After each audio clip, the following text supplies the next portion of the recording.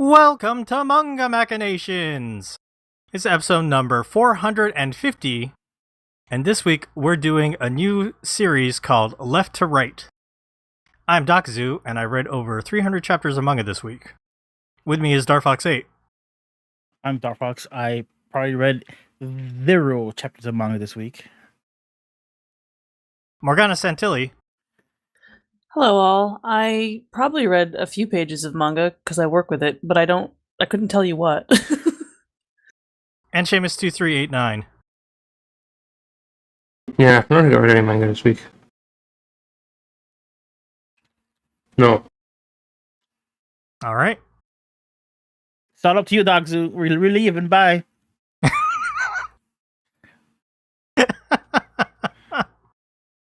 Yeah. Well, I just had to make up for what we're talking about in our main segment. Gotta make sure manga is represented. You just couldn't stomach us reading so much Western comics without representing some manga. I would argue that manga is somewhat represented, and I can elaborate on that later, but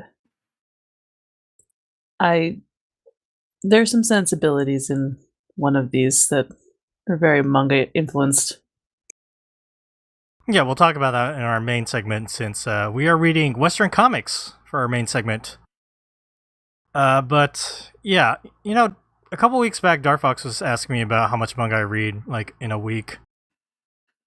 And I think, I was just breaking down the numbers, and just based on, the stuff that I look at on a weekly basis from the magazines and also the websites, it's over 100 chapters in a week. Plus everything else I read, because I finished House of Five Leaves, I reread Shoujo Fight, and I read a bunch of other stuff as well, so it all just kind of adds up. And when I say I read is in quotes, because my reading method is mostly skimming. So I'm not really, reading, right? You absorb. Yeah, when I have the magazine, I'm flipping through series that I don't care about. But if it's something that I kind of care about, I slow down my flipping. So, maybe I'm spending 10 seconds on, that chapter, just looking at, the art as I flip through it. Just to kind of pick up on, where the story is going. You're like a plant getting, sunlight, just kind of photosynthesizing your manga experience. I mean, more sucking or less. it all up. I mean, so much of it is, not great. That's why there's so many, series I just do not care about. Shonen harem romance series, I don't give any shits about anymore. We're getting too old. And there's so many in Weekly Shonen Magazine now. Half that magazine is, cute girls and, hapless boy. And I'm like, dude, I don't give a shit. What about cute boys and hapless girls? Hey, sign me up. I mean, I read a shoujo manga this week, so I can talk about that. So, but yes, let's move along from their intro chat. This episode is being recorded live again. We are up on YouTube.com, our YouTube channel, MangaMacTV, youtube.com/MangaMacTV. We have Tyler and Chris from Canada in the chat as usual.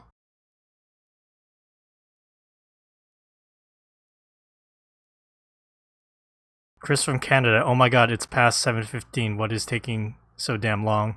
Bro, we've been live for 3 minutes. What you talking about? I don't know. Maybe he's talking about his customer because he's at work. Jolly on the spot. Possibly. Doesn't have a job. He just reads manga. Damn. I mean, to be fair, I didn't have work this week. I'm on a break. So I did have more time. What a job that would be, though. I say, and it was my job for a while to read the manga. To read manga and other comics and then write about them. But it's not a well-paying job, tell you that. Yeah, I haven't got paid for this. Not yet. Not yet. We can only dream. Oh, but by the way, did we toss to YouTube? I haven't switched to my live cam yet. Oh, is it live? Yeah, it's live. We're broadcasting live on YouTube. I just said that. Face cam here. Well, I didn't switch over to face. Oh, okay. No. Normally, I time my face reveal with whatever, like the first mention of YouTube that we're live. But whenever you Dark mention Fox it, was asleep for the past 2 minutes. yeah, no, it was a little. Basically, I just got home from work about 2 hours ago. And I had to help my parents out with something, and then I had to take a shower, and then I had to update all the podcast stuff because I didn't do it during the week. So I had to update, like, you see the text scrolling above my head with the name of the. Wait, have you not had dinner? Well, when you heard me eating dinner, Oh, okay. right before we recorded, I ate a couple slices of pizza. Pizza. I will post some more pizza and show it on camera, but it'll be very messy and greasy. What is on that pizza? Let us judge your topping choices. Just pepperoni. So I got one of the, and Morgana, feel free to judge me, but it's just chain pizza, right? So it's one of the big New Yorker pizzas that Pizza Hut's selling right now. Pizza Hut's fine. Just Domino's is bad. I've eaten plenty of Domino's in my time. Domino's is the one that, like, I'm not super picky about pizza, to be honest. Like, my husband makes it every week, and I love pizza. But like, I love pizza. It's kind of hard to go wrong, except fucking Domino's. Every time I eat it, I'm so disappointed in what I'm eating. I can see it. Yes. But it's just it's a generic, like a thin crust kind of thing. And I just put extra cheese and pepperoni on there. Extra cheese on thin crust makes it kind of dangerous. There's a lot more grease on it. So that's why I'm not picking it up and waving it in front of the camera, because I'll probably just like shower my Elgato mic in like pizza grease, and I won't like that. Yeah, that seems like it's not balanced. You want like a pan pizza or something for extra cheese. More bread. Sometimes things are not perfectly balanced. Sometimes Thanos doesn't have his way. Sometimes it's chaotic. Come to Manga Machinations for the philosophy. On pizza. On pizza. I just want to tell you that your hair looks fabulous right now. Oh, oh my god. Glorious. For real? Okay, this is embarrassing, but I literally just used conditioner for the first time. I sound like a hobo. I know I sound like a hobo, but like I literally just use conditioner because like I've had long hair for a little bit now. And I'm not used to putting any product in my hair. And I know like conditioner isn't technically product. It's not like it's like hair gel or like hairspray or anything. But like because I'm such a noob with long hair, I've just been, obviously washing it. But washing it sometimes leaves it too frizzy and kind of annoying. So I've been wanting to get conditioner, and I've been talking to a couple of my like women friends, and basically they just told me to not get anything that's 2-in-1. Definitely don't get anything that's 2-in-1, and just look for something that says curly hair because I have curly hair. Mm-hmm. So I just got something that's because I use a Tresemme shampoo, so I just got a Tresemme conditioner. Unfortunately, it has like coconut in it. I mean, I don't mind the smell of coconut, but I don't like the taste of coconut. But I'm not eating the conditioner, so I guess I'll be okay. So this is literally the like first time conditioner. It does look different. It does look different. It does. Yeah, no, curly hair is thirsty, so it needs conditioner. It gets really dry and really frizzy really easily. I tell you this as somebody also with curly hair who, growing up, I never really learned how to take care of, and I've had to kind of learn, as an adult as well. I always conditioned, but didn't really know the ins and outs of curly hair. And my daughter has curly hair, and I just bought her, because with kids you get a lot of like the 2-in-1, like 3-in-1 really. It's like soap, shampoo, and whatever. And I was like, her hair is curly. She's gonna learn how to take care of these curls. I never did. She's gonna know. That's nice. Yeah. I use 2-in-1. A lot of men do. I also have short hair. I can't believe you done this. I don't know if you saw, but I just with my hair. I was going to say that because I'm off the podcast. What? You don't use 2-in-1, Seamus? No.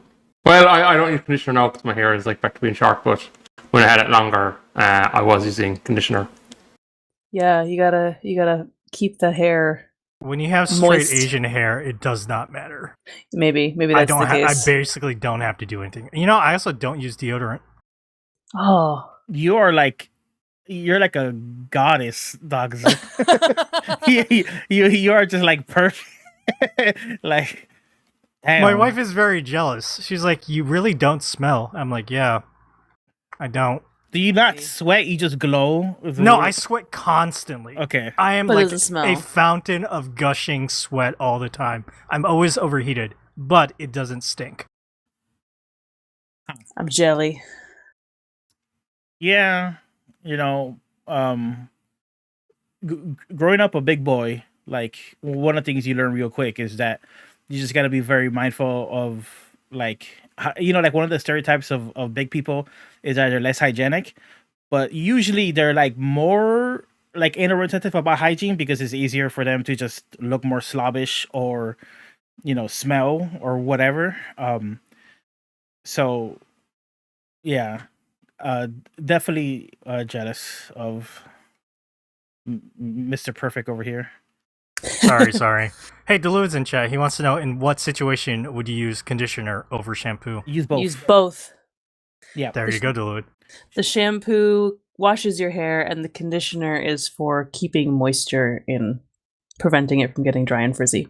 So, Delude, if you actually care enough, you could probably go to last week's podcast on YouTube, bring up the live recording, and just kind of side by side my hair. My hair when I wash it, it just kind of gets really dry and frizzy, and then like there's a lot of like stray hairs that stick out. No matter how much I may comb it, stray hairs stick out, and they just like have a mind of their own. So it looks like I have like this weird like dome of like frizzy hair around my hair until I don't wash it and it starts to get greasy, and then it gets kind of straight, but then you have greasy hair, and that's not fun either. So like conditioner is just like artificial greasy hair. It's greasy hair that's not gross. So it's just a personal presentation thing, and also comfort, I guess. Oh, we've been gabbing on about personal hygiene, which is not manga related necessarily, so we should probably get back to our main topic. Delude? Wait, what? No, what? Okay, Hold on. I was gonna answer him in text, but since you brought it up, so like, You don't mix shampoo and conditioner together. No. you shouldn't, because like the shampoo, when you wash with the shampoo, it's kind of stripping a lot of like dirt and stuff away, and maybe even like good stuff like minerals and like stuff that should be in your hair. Your hair has natural oils, so when you wash it, you it's like washing your hands too much. You like dry out your hands and like the oils on your skin. So it's important to wash your hair and get out the gross stuff. Once you wash your hair and then rinse it, then you put the conditioner in. And I don't know if you were told this, Star Fox, you should start with the ends of your hair because those are the ones that get the most dry, and work your way up. The top of your head is not going to need a whole lot of conditioning. Interesting. No, I have not heard that. That makes total sense, but yeah, I have not heard that. Yeah, because your scalp produces the oils, right? Mm-hmm. So the top of your head is not need as much. I always kind of do it at the bottom of my hair and then brush. I actually brush my hair in the shower. I have like a wet comb, a wet brush. And the reason, anybody can use conditioner. Delude also asked if you use it if you want curly hair. No. It's important for curly hair because curly hair dries out really quickly. But anybody can use it. It won't change the texture. It won't change the like your hair to curly or whatever. Type of hair the type of hair, yeah. But it will give your hair some more moisture and some more Get body. that luscious Darfox locks. Yeah, you look beautiful. Thank you. Very like it almost feels like it was planned. Like I didn't tell anybody. I just conditioned my hair, but you said something and it just really made me happy. Thank you. Yeah, I'm so glad. You look great. No, it looks good. I noticed. I mean, that's the thing, right? It's a big difference, right? Yeah, but it looks like a big difference because I see it every day. But I assume other people won't notice. But I mean, people are perceptive, obviously. Depends on the person, but I've been seeing you more lately now that we're live streaming. That's true. Yes. Very random but fun aside. Thank you, Morgana. Anytime. Okay then. Before we move along, let's talk about the Manga Mac bump. Chris from Canada tweeted about the library, and he did not get to rent from the library this week. but he did check out his Toronto Library ebook manga selection. That's awesome. Yeah, I think Chris had to go in physically, right? To verify his address. I think that was the case. Yeah, which is pretty common for libraries. Yeah, it's really interesting. I know. So here in Massachusetts, if you live anywhere in Massachusetts, you can get a Boston Public Library card, and you can get an e-card, which is different from like getting a card like a regular library card, and it's just for taking out ebooks and audiobooks and things via the various e-lending services. And I don't think you need to give proof of ID to do that, or like proof of residence or whatever, because you can live anywhere in the state, basically. Right. But yeah, sometimes the library is far away. But I'm glad, Chris, that you went at, definitely looked into the library and saw what they had. This is a big crusade of mine. Like, people who are like, oh, I don't know if I want to spend the money on this. I don't know if I want. Just go to the library. Go to the library. It's there. It's there, and if it's not there, you can request it. Sometimes you can get it sent from another library to your library. Interlibrary loan is a thing. It's such a wonderful gift that we have, the library.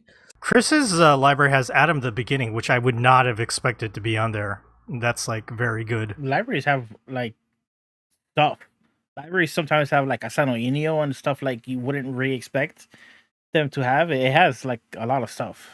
Yeah, I actually happened to go to the library today because Severina's library books were due. And I was looking, and it's really funny, the like teen section, the manga that's there is actually in cases under lock and key. You have to like ask to take it out. I suspect because of theft, or they're also pretty fragile. A lot of manga's pretty like, it doesn't stand up to a lot of use, unfortunately. But there's also some manga in like the adult section with other graphic novels. And I was looking at that today, and they had some good stuff. I found a couple. So Denpa has a BL imprint called Kuma, and I found a couple that I checked out a couple BL manga. But they also had a bunch of Junji Ito. In the teen section, they actually had is it Our Colors, the Gengoro Tagame? Yeah. Our Colors. Yeah, I was really impressed by that. They had that there. They had really good displays in the teen section of like LGBTQ graphic novels in general. Oh, happy Pride Month, everybody. Happy Pride Month. We will be starting Pride and panels next week. This week we want to take a side and do this left to right, but yeah. But yeah, go to your library. There's cool and weird things you will never know existed. I think Chris was like, "What the hell is this?" And he like showed a screenshot of Library Wars, which is a manga series, and I was like, "Oh, you hadn't heard of this?" It's like it's like a 22 volume series that we used to carry at the shop. But that's the thing, you find things you didn't know existed. Well, for this week's Manga Mag Bump, I'm gonna let Seamus pick, because so far, Dar, Morgana, and I have all made suggestions. Seamus, do you have a Manga Mag Bump for Chris this week?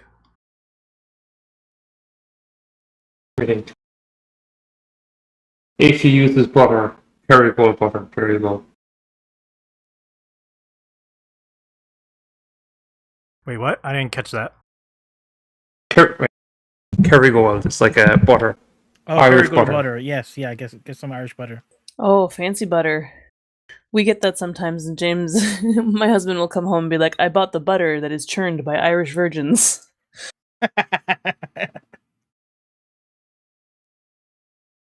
Yeah. Knowing people who work there, not the case. It's very good butter, though. It is, truly. How many bodies have they got? I actually think someone might have fallen into a vat of cheese at one stage and died there. Yeah, that's rough. I got burned, I can't remember. But it's probably going back years ago. No, it's definitely like where I grew up wasn't too far from their like original factory. Okay, for some reason I'm surprised it's actually based in Ireland. I just assumed that would have just been like a company name that they were making out of Vermont or some shit.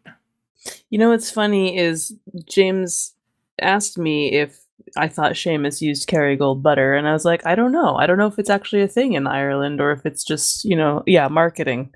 So now I can tell him, yes, Seamus endorses Kerrygold Like butter. you call it the fancy butter in Ireland. It's like that and it's Dairy Gold. Like they're like two main brands. Like it's just like, oh yeah, it's just butter. It's just butter, yeah. You see, I would have been intimidated to ask Seamus. Excuse me, Seamus if he eats Kerrygold butter. It's like is that like asking him if he eats Lucky Charms? Is that is that like? I I don't don't think even. that's the same thing. Yeah, 'cause I'm not sure. I think I don't even know if you get Lucky Charms in Ireland. I'd swear I saw them once, but no, I don't think they're really a thing in Ireland. Lucky Charms, however, a delicious sugar delivery vehicle into your mouth. True. My husband went grocery shopping today and went to Trader Joe's and brought back some butter, and it just says grass-fed butter. And I was like, I didn't know you could feed grass to butter.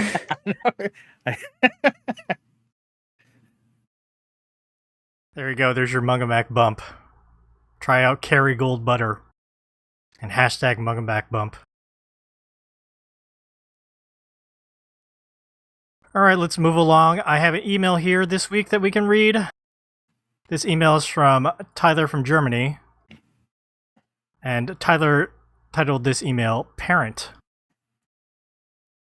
All know the famous bad parents in manga/anime, like Aaron's father from Attack on Titan, Guy turned his kid into dog from Full Metal Alchemist, Goku sort of. Tucker. But what are some good parents or father figures in comics? I name a few I like. Lloyd from and Yor from Spy Family, Mr. and Mrs. Nohara from Crayon Shin-chan, Teacher Outsider Demon that his name is a good father figure to Shiva from the girl from the other side.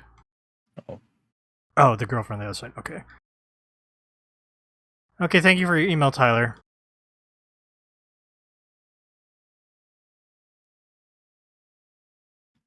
I feel bad that I'm actually blanking because I feel like this is something that I usually notice when there's like some good dads in manga, but right now I can't think of any.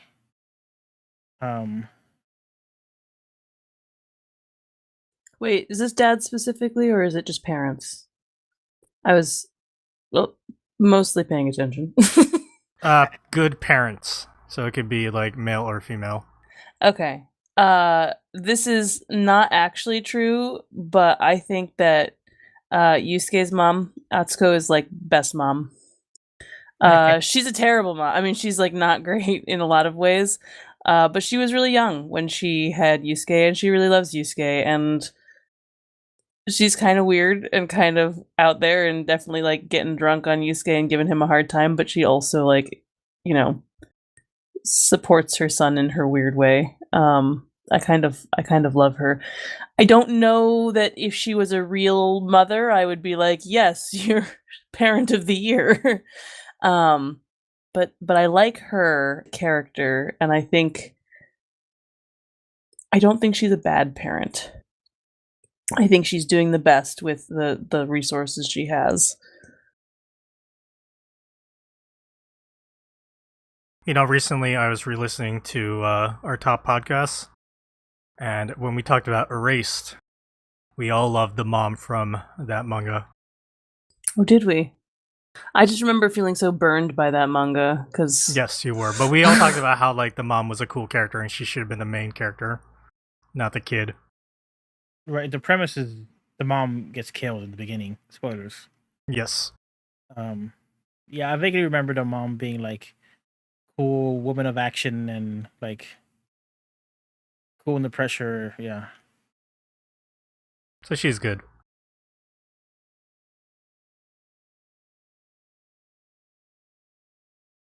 I'm trying to think of even series that have parents in them. Like, that's the other thing, is like how many are just like kids being... Pumpun's parents. Bruh. I'm legit cringing on that one. I mean, I think they're both good characters because they're awful. I think his uncle is a good character, also not a good parent. His uncle's wife. There, beggars can't be choosers.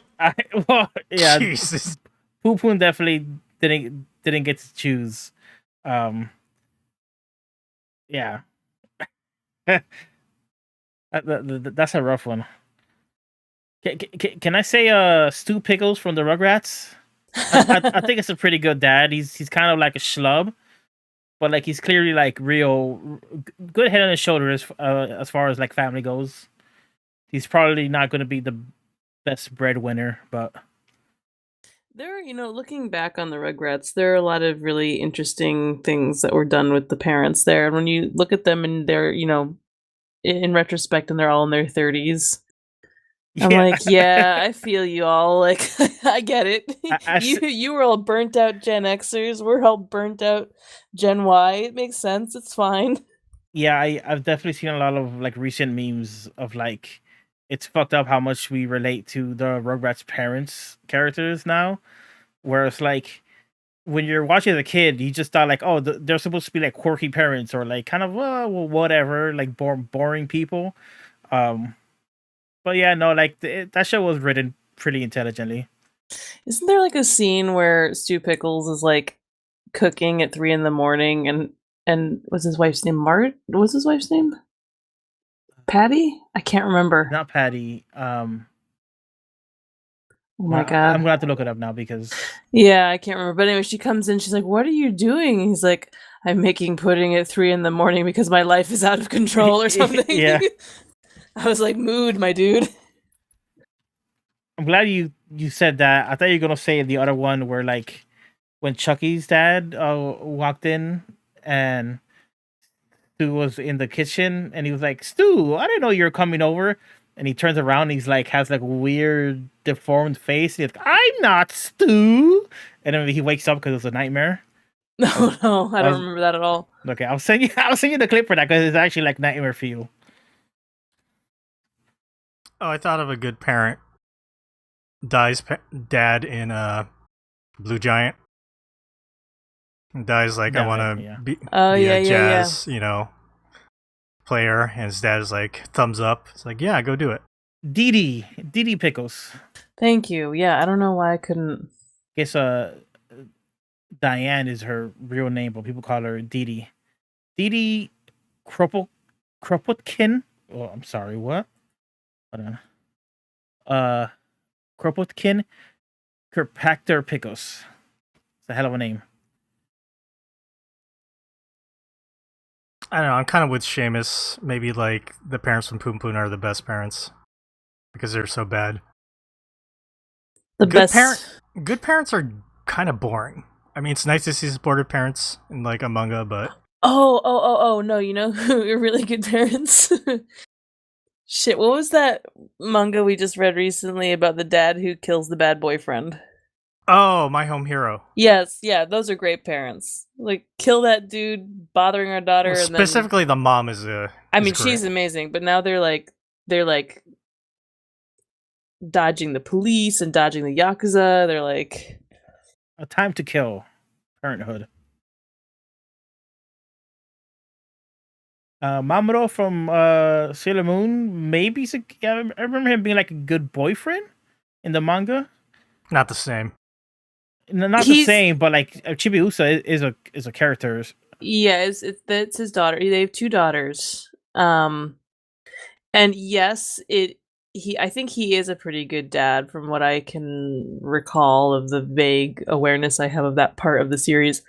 Well, what about the meme where it's like, my work is done here, and Sailor Moon is like, you didn't do anything. Yeah, well, he's the one changing diapers while she's out saving the world, so because he can't do anything else. He has no powers. I mean, He could throw a mean rose.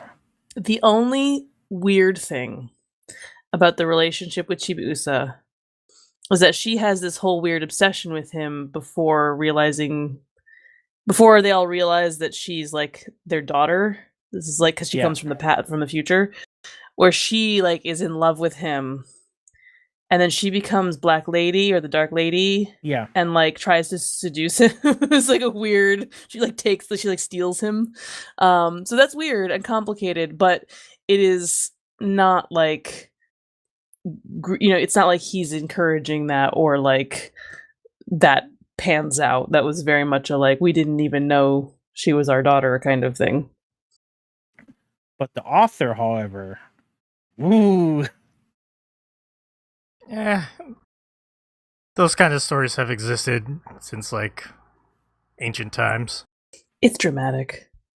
Oedipus. And no harm comes of it, at the end. She doesn't actually do anything, with him. She just kind of steals him away from Sailor Moon, and then they figure it all out. And they're like, oh no, that's weird. I remember watching those episodes of Sailor Moon dub, and actually like feeling really bad for Usagi or Serena,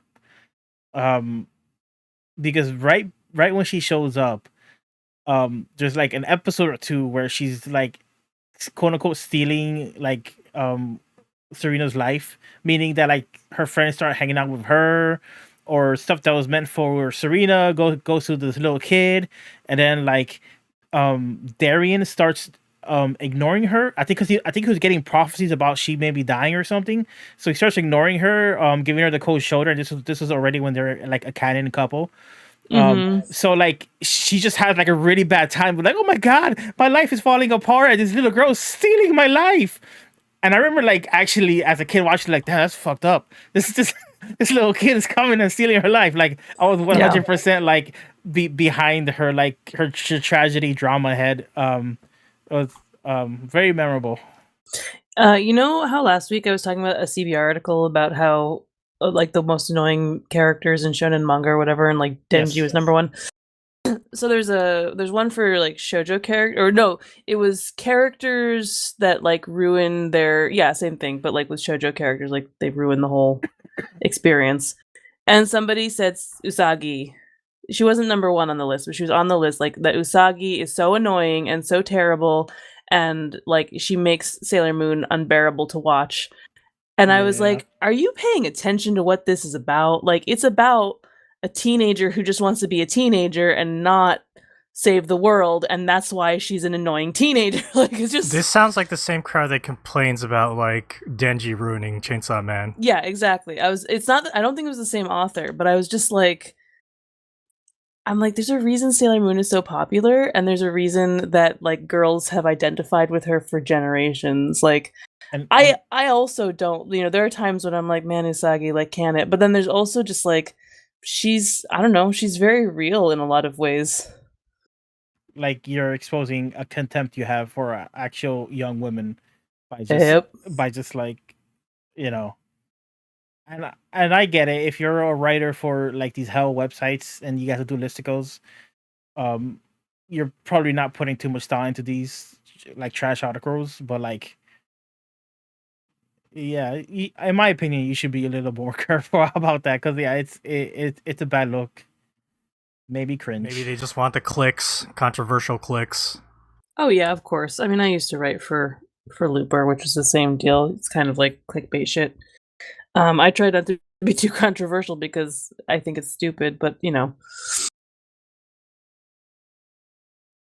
Oh, Akari from March comes in like a lion. Is that the older sister? She's not a parent though. She's a sister. But she's basically mom for like, especially the little girl. If she takes on a parental or guardian role, I think that counts, right? Yeah, such a nice family. It makes my heart hurt. I don't know. I think Seamus and I agree. like just punt that kid into the fucking ocean. Yeah, there's a difference between like get rid of the kid and I just think Dachshund's got like very restrictive views on like what constitutes a family. The nuclear family, Dachshund. Biological parents. I don't know, Dachshund. Go off on that there. I have nothing to say about that, so no, I will not. All right, let's end this email now. Thank you for your email, Tyler. You can send emails over to mangamachinations@gmail.com. Please send us more emails. All right, let's move along to some what you been reading. None of us read any manga. We have already confessed this. It's just you, Dagazu. Yeah, but I do want to do a mea culpa, and I need to apologize to Wyatt because I said I was gonna read some Dual Power Bomb because this is our big read Western Comics episode. So he's like, oh, so you gotta read some Dual Power Bomb. I bought it. I have it here physically right next to me. I was planning on reading it in the couple of hours I had before our podcast, but like I said in the beginning, the couple hours I have between work and podcast disappeared for me. He spent it conditioning his hair. Yeah, partly. And I didn't get to read it, and I wanted to, but hopefully for next week, and that way maybe we have a little bit of the bleed over of the Western comics into next week. What I did do was watch Street Fighter the movie with Doc is doing a couple other people. Yeah, we had to get ready for the launch of Street Fighter 6, which happened. Yeah, Street Fighter 6 just came on right before it came out. Actually, like literally like a few hours before it went live on the servers. We watched was it like 1995 or before that, right? When did the movie come out? 1994. 94. Written and directed by Stephen E. D'Souza. De Sosa, I assume. That Street Fighter movie is one of the all-time infamous examples of like bad video game movies, but like it's actually kind of, I'd call it a mixed bag. It's very watchable. It's not a good movie by any stretch of the imagination, and it's not a good Street Fighter representation. But like it has like it's almost like it's 25% there, 30% there. It does have some of the fun and the whimsy of Street Fighter, and some of the characters are done right, but most of them are done very wrong. And it's just like it felt like they had the concept of Street Fighter, and over time during the script, they just chipped away at it to make a more like palatable script. And failed completely because the movie is not good. Like I said, like the plot's stupid. It's just not. It's not a good movie, but it is stupid, and it was fun to watch together and react to the weird choices they make with the characters and the bad humor. Like it's the kind of movie they want you laughing with, but you end up laughing at more. Oh yeah. It's like way more watchable than that Chun-Li Street Fighter movie that they put out. Yeah, I never seen that, but what little I've seen of it just looks very boring. The Street Fighter film is very cornball and just like, it's goofy, so it's easy to watch. Yep, that was a good time. For me, it was Tuesday. That's the line. And Bison says, Raul Julia, may he rest in peace. Rest in peace. He really gives it his all in that movie, and I appreciate that. I didn't know he was in that. Who does he play? He's Bison. He's the villain. He is the master Bison. He is the villain, and he is chewing scenery. It's amazing. I mean, that's what he's good at. Yeah, no, he's really good because like basically he's he's creating super soldiers so that he can take over the entire world, and once he takes over the world, there will be peace. Basically, it's like his whole like super villain master plan. But like he just has these speeches like, but why do they call me a warmonger? I just want peace. And he's just walking around his lair, just like, waving his fist and making like these pained faces that the silly masses don't understand his genius. He just wants to like kill them and in their place make a peaceful paradise. Why don't they allow him to do that? I can picture you. I've never seen this, and I didn't know he was in it. But you describing it, I can picture the scene exactly. Yes, it's perfect. It's great. Ming-Na Wen, who was God, Mulan, yeah. she plays Chun-Li, and she's making this speech about how and Bison, you killed my father, you shot him in the back, and then Raul Julia is just like, yeah, that was the most important day of your life, but for me, it was Tuesday. Yeah. It's great. It's dumb. It has legit good lines. Stacked cast. I mean, just those two alone are like great actors. what's sad is that, and I would call myself a fan of Jean-Claude Van Damme just because I like action cinema. Oh, he was coked the fuck out during this movie. Yeah, it's very well. That wasn't a good choice for Guile, and they probably spent such a large percentage of the budget on just casting Jean-Claude Van Damme because this was during like the heyday. This was when he was like really popular. Um, I don't want to say he ruined the movie, but like I feel like the decision to get him kind of ruined the movie because they probably could have got somebody else to be Guile, and they probably would have had a lot more money to play with. He was too busy doing coke and having sex with Kylie Minogue. I was gonna say Kylie Minogue, because I'm looking at the cast right now. Yep. You know what, Morgana? If it's a lazy afternoon and there's nothing else on, I think you'd probably have fun with Street Fighter the movie. Well, listen, I'm about to have in a few weeks a baby, and then my day and night are going to be completely irrelevant, and I'll have nothing to do but consume mindless media. So this might be on my list. Oh yes. Very good. But that's all. Street Fighter 6 is also very good, Dar. Yeah, I've barely played it.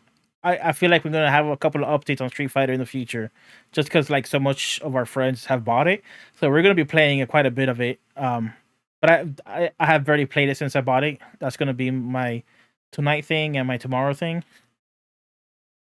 But yeah. Yeah. Okay. I guess we'll move along and I will talk about the manga I read. So, I finished House of Five Leaves that we read for the podcast a few weeks back. It was really good.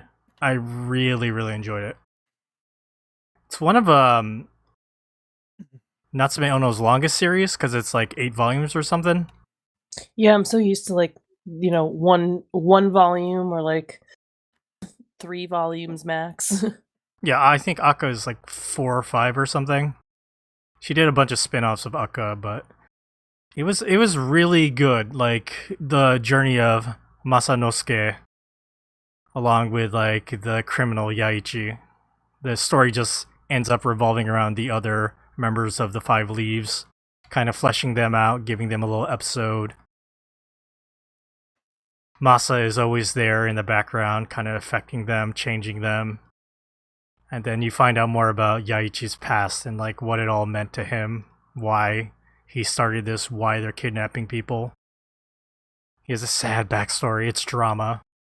And I get that strong BL vibe between Masa and Yaichi, and I'm like, oh, this is great. Sounds good. The art is great as usual because Natsume Ono is so good with the art. I didn't think I'd enjoy a story about like Edo Samurai, but Natsume Ono, she's just so good. She is a queen. Her works are just very entertaining and fun to read. Natsume and her frogmen. Mm-hmm. Love those frog people. Her beautiful frog samurai and frog criminals. It had a very satisfying ending, too, so I enjoyed that a lot. I recommend people, if they have the subscription to the Viz app, definitely check out House of Five Leaves. Oh, I do still have it. I was wondering what I should read on there. I should finish that. Yeah, you should finish obviously. This. You will enjoy it. I fully endorse this. I also read a shoujo manga, which I mentioned earlier, which is called Tamon-kun Ima Dochi. I'm going to send a link to the free chapter reader. Send this over to Darfox. Ooh, that's a big-ass link. I don't know if that's going to work. Because I'm going right off the Hakuensho's sample. If it doesn't work, Dar, just tell me. It's loading. Hey, it's working. Okay, give me a second. I'm gonna put it up on stream. Cool. I will also post it for our other hosts here so they can look. Manga is called Tamon-kun Ima Dochi. This is a manga by Yuki Shiwasu. And it's going to come out in English from Shoujo Beat in October this year. And the English title is going to be Tamon's B-Side. So this is a manga about a boy band idol named Tamon Fukuhara. There's a high school girl named Utage Kinoshita. She works part-time as a housekeeper, and she's obsessed with this bad boy from this boy band, Face. And that's Tamon. She ends up getting a job as a house cleaner at his home residence. But she discovers his on-stage persona of being the bad boy is completely the opposite of what he is in real life. In real life, he is so negative. He just hides into parka and he sits in the corner talking about how he doesn't deserve to live. And it's just funny. Like, instead of like being like, oh my god, I have my Oshi right here, my stan, her fanboy nature takes over. Fangirl nature takes over, and she's just like, I gotta support this guy so he will continue to be this wonderful idol who will be the boyfriend to all girls everywhere in the world. So it's just kind of like a fun romantic comedy where a lot of the characters have two sides to them. Eventually, you get introduced to other members of Face, and there's like the pretty boy Prince character, and in real life, he's kind of a jerk, meathead. And she's like, I won't support you because I support Tamon. And then he's like, oh, but I want you to support me. And so there's like triangle relationship Morgana, good shoujo stuff right there. Good stuff. I think I enjoyed this because, the idol like boy band aspect reminds me a little bit of Oshinoko. And I'm like, even though the main character, Utage, she's in high school, they don't show barely any high school stuff. And she's way more mature and just acts like almost like a manager helping to support Tamon, so he will like not be too negative and he won't quit his job as a member of the boy band Face. I just want to take a moment to appreciate how many manga and other graphic novels there are right now about idols. Like, I just found out about a new Kodansha book that came out called The Yakuza's Bias. And it's all about this, like, Yakuza enforcer who goes to a K-pop concert with the boss's daughter and, like, falls in love with one of the dudes in the band. Like, Love it. And becomes, like, a huge stan. And I'm like, what is happening? We're all, like, they're everywhere. The idols. I think they existed before, but it's become more of a popular thing. Yeah, well, and with Oshinoko coming out, it just seemed really like all at the same time, kind of. And it Eyes Press, the imprint we do with Yen of Korean stuff, we're publishing books that were not written. They're by Hybe, and with collaboration from various K-pop bands, so BTS and Tomorrow Together and things like that. So it's like, I don't know. I mean, I knew K-pop was big. I knew idols were big right now, but I just feel like suddenly I feel very old is really what it is. I'm like, I don't know who any of these people are, and everybody loves them. Yeah, this was, I started reading this because one of our listeners, Kim Possible, was tweeting about it, and it looked kind of interesting. I thought the premise looked good, and I just read the first volume, and I was like, I kind of like this. So then I bought the other volumes available, so I read 4 volumes of this, and they keep introducing the other members, and like, I'm interested to see what their other side is. Because that's kind of like the theme of this, like every member of the boy band has like another side. Yeah, it looks super fun. Yeah. It's just, get rid of all that high school stuff, just focus on like the comedy of this guy he acts like such a wild and sexy guy in the boy band, but in real life he's just like, he has no mental stability and he's just sad. Yeah, Dark Fox has pulled up when he's home and he's a parker and he calls himself a fake. But Utage is telling him, it's okay, you're not a fake. It's like super imposter syndrome. Yeah, that's why he's like, I'm gonna quit, and she's like, no, you can't quit. You can fix him. Kind of like she can fix him. Is she trying to fix him, or is she just trying to keep him at the level so that like the masses get their like hot idol? Meanwhile, yes, and he dies including underneath. her. Yes, well, kind of both. You know, she's riding that fine line. Even though she's discovered by the boy band manager, the manager is like, "Thank you so much for like supporting Tamon. Please continue to be the housekeeper." And then the other members, you know, when they find out about her, they're like, "She's just an obsessed fangirl being a stalker," and Tamon has to defend her. And maybe Tamon is developing more feelings for her, and then she's like, "But no, you have to be Tamon. You have to be like the sexy Tamon from the band face for everybody." Can't belong to me. Gotta belong to everybody. Yeah, so romantic comedy, good stuff. However, when she got the job, was she trying to get the housekeeper? Or was that a coincidence? It was total coincidence. I don't know about that one. I think there's gonna be a twist. There's a body buried somewhere. It was Not shoujo manga magic, you guys. Everything is a beautiful coincidence of fate because they are star-crossed lovers. Get it in, get your doki doki heart pumping. Yes. Put on your rose-colored shoujo glasses. Like none of this makes sense. It's all fate and destiny and shit. Listen, I'm enjoying this. This makes my shoujo heart go doki doki. Tamon's B-side, it's going to be out in October from Shoujo Beat. So I recommend people check it out. I like His the name. B-side, yeah. The Japanese title is Which Face Does Tamon Have Now? So that's okay too. That could imply like a horror thing. I feel like. yes.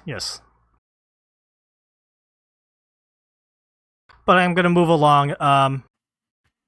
So Shoujo Fight, because it was serialized in Evening Magazine, that magazine went under. It got moved over to Comic Days, the Kodansha's website for manga. And they just started putting out chapters there, and to commemorate that, this week they put all the chapters up for free. So I reread everything, which is 167 chapters of Shoujo Fight. You know, Shoujo Fight's really fucking good. God damn, it is the best sports manga I'm reading right now. 100%. I know Seamus was liking it at the beginning, eventually dropped it because the drama gets so ridiculous, like, moving forward, but Yoko Nihonbashi is just doing 10D chess with, like, her characters and the drama and everything. And it's just, like, it reads at such a good, fast pace where there's a conflict. And we've said this about this series, is there's a conflict and a character is like, "Oh, I should have talked to this character about something." And their friend comes up and be like, "Yeah, you should talk to your friend about it." And they're like, "Okay." And they go talk to their friend about it and they resolve the conflict, usually within a chapter or two. It, like, even like some drama stuff that like lasts throughout the series is really well paced, where it doesn't feel like it's dragging at all. The reading pace of this manga is good. I love Nihonbashi Yoko's like clean artwork. Even the matches that they fight against people, like, one of the things about sports manga is, like, you have to introduce new opponents, right? And, you know, like, what is the thing about these opponents? What's going to be the theme? Are they going to challenge, like, our main characters, our main team with something? It's always there, and it's always something different, but still connected to, like, different characters that have already been introduced. And they just it's just really, really well done. Trying to think of a specific example I can give that without being too spoilery.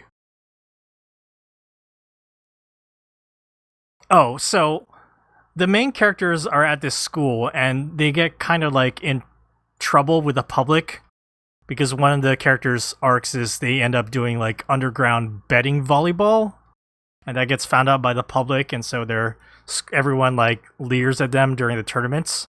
And so the main characters, they just play into that. They just become full heels, and they just start acting like assholes. It's like professional wrestling, because they want to play against this one school, and this one school, their captain used to be a former delinquent girl, a Skibon Morgana, Yes.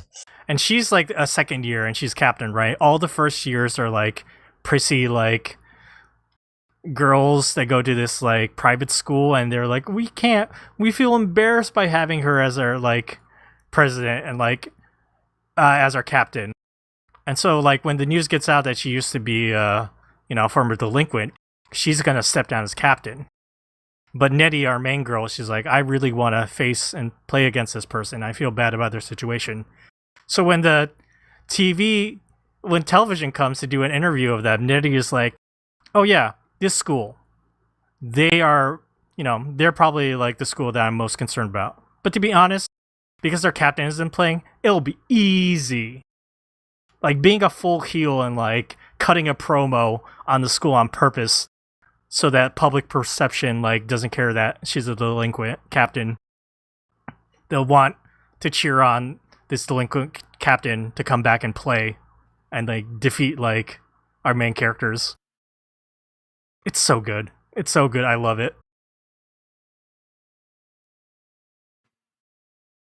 I think I needed to reread the more recent chapters. So like when this campaign went up, I started at chapter 100, and then when I caught chapter 167, I was like, well, guess I better start at the beginning again. So like, yeah, this morning I was rereading from the beginning.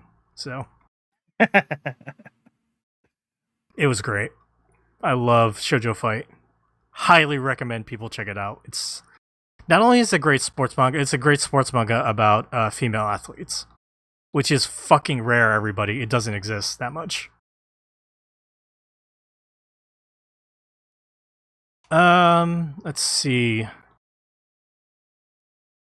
I had some other stuff, but we've been going kind of long and we have some news to talk about, so I'll end my what you've been reading right there. So we do have one news item, which is about K-Manga. K-Manga launched their website version of K-Manga, Kodansha.com. Sending Darfox a link. Sending our other hosts a link. So the website version of K-Manga has launched. It's not just an app. This is still only accessible in the US. Well... Ooh, I have to verify my age to get in. I know, right? But even though... I was born in guess 1911. What? They still have the censored chapters. Come on, I'm 33. Give me the titties. Too much work, I guess. They don't want to put up a different version. It's too much work to censor it all. They already did the work, so that's the version that you get here, even though it's the website version. And guess what? It will link your account, so I was able to get my account transferred over to this website version from my app. And it links your purchase history, right? I have those chapters that I bought of Parasite Reversi. It doesn't link your fucking coins. Dude. So the coins that I still had left over on my app did not come over on this website. What the fuck, everybody? So you can only use it on the app. Yep. But they will transfer over after I purchase. Yeah. So you just have to buy it on the app. No, I mean, yeah, it's ridiculous. It should all, But that's weird. It's very weird. But yeah, people can, if you're in the US, you can look it on the website now without downloading the app. It's kmanga.kodansha.com. It's nothing really new to add. Everything else is the same, like we mentioned. We were hoping that they wouldn't have censored versions of the chapters, but no. Still censored even on the website. Which is it's a bummer. It's a bummer.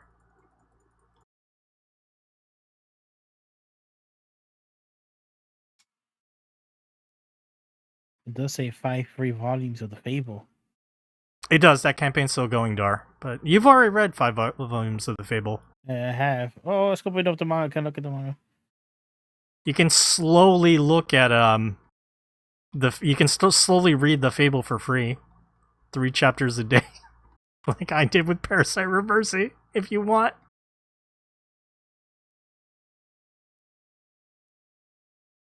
But yeah, that's kind of a bummer for the website launch, because we're hoping for some changes, but yeah. Oh, you're watching that YouTube video about the points present? Yes. Yeah. I assume this applies to the website as well? Does the website not have its independent coin system? No, so that's the thing, right? The coins you earn on the website are not transferred over. Right. It's independent, To but the app. But the coin system is still the same, right? Like- Yes, it's still the same system. Yeah. Shit. Every day they have like a chapter you can read and get 5 points. Every day you can do the treasure box thing, watch an ad, open up 3 treasure chests, get some stuff. Yeah, Tyler says he wants a comic day app for the West. That'd be nice. I don't think it will happen because they're just going to go in on this K-Manga app.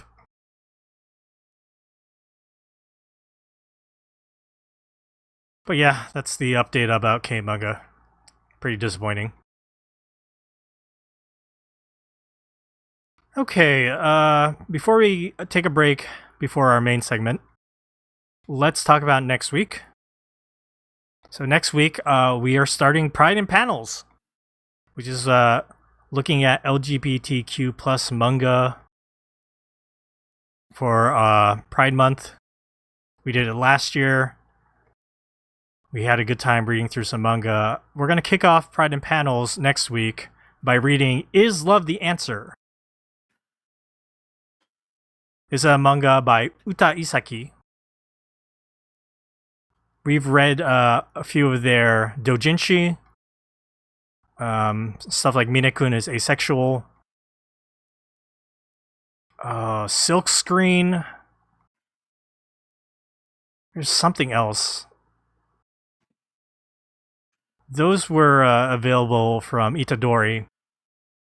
And then Uta Isaki also did Generation Witch, which we didn't like as much. We like the doujinshi stuff better. But Is Love the Answer is a single volume series.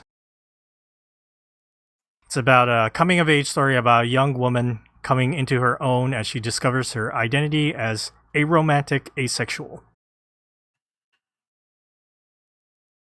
We really liked Minekun is asexual, the doujinshi, so I'm looking forward to this. I hope we'll get to see some beautiful art by Uta Isaki. This is put out by Kodansha, so we will be reading the 1-volume collection of this for next week, kicking off our Pride in Panels. So stay tuned for that. Okay, everybody. We're going to take a break, probably 5-10 minutes. Well, no, let's say 5 minutes. 5-minute break, put the stream down. And when we come back, it'll be time for our first ever episode of Left to Right. Stay tuned.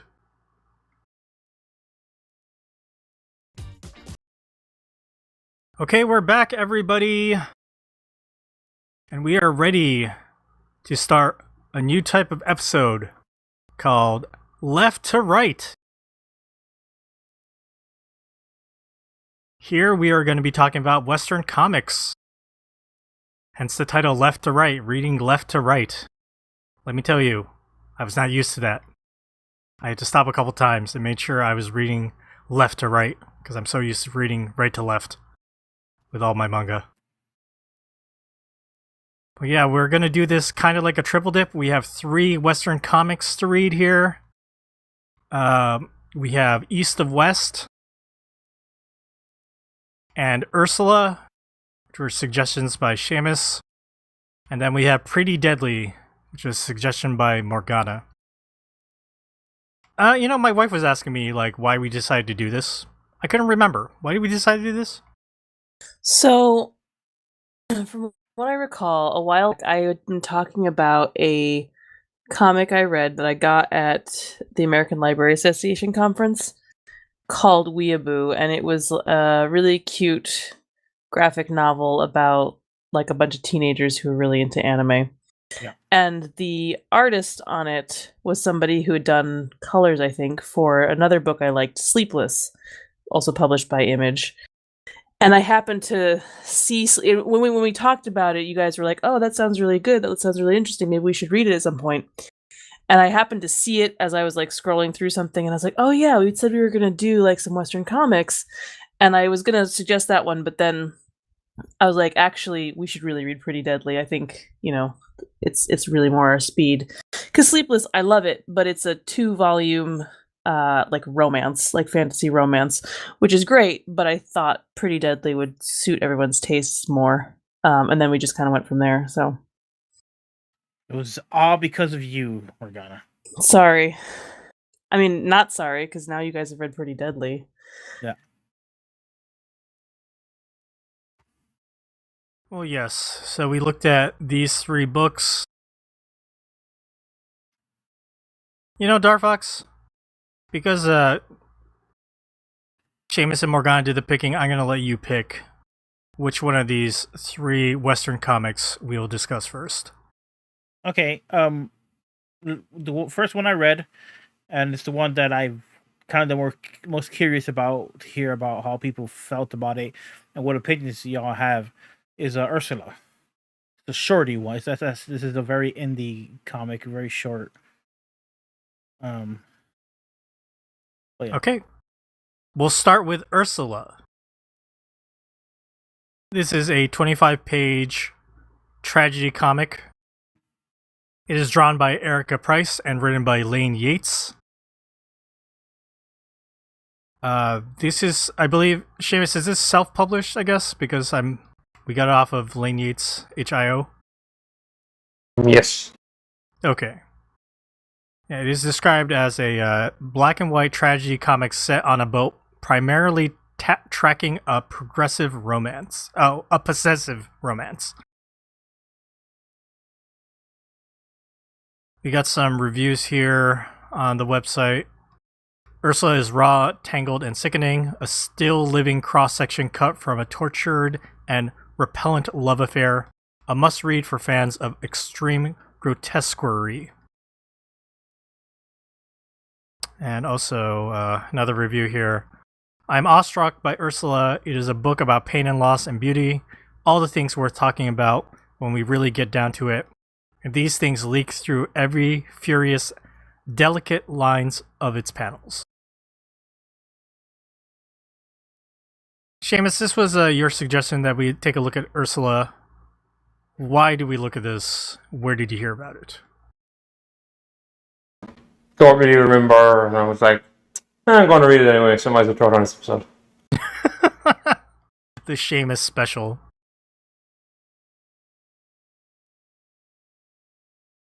Yeah, Dar, let's talk about Ursula. What did you think? I really liked it. I don't know what to think of the actual plot. Part of it, I was like, is this based on actual history, a specific boat? And I think I even Googled the name of the boat, which I forget, it escapes me at the moment. But I couldn't really find anything. And I even tried Googling like Ursula, because mythologically what's the deal with Ursula, but I kept on getting like fucking Disney Little Mermaid stuff. So I was like, I'm like, okay, whatever. Like, I'm just gonna go. I was just gonna like fly blind on just like my pure like random feelings that I had on the book. I really liked the tone of it, especially the dinner or banquet scene, with all the different disheveled skeletons of the captains and the first mates, kind of going through these motions. They're essentially on like a dead ship, kind of like a ghost ship. They are the ghost of a ghost ship, a bunch of skeletons, and it's like they don't realize they're dead, basically. And they're essentially replaying like the last I don't know if it's weeks or days or moments of their lives over and over again. The only people who are aware of this are like the two protagonists, which is Ursula and what was the other woman's name?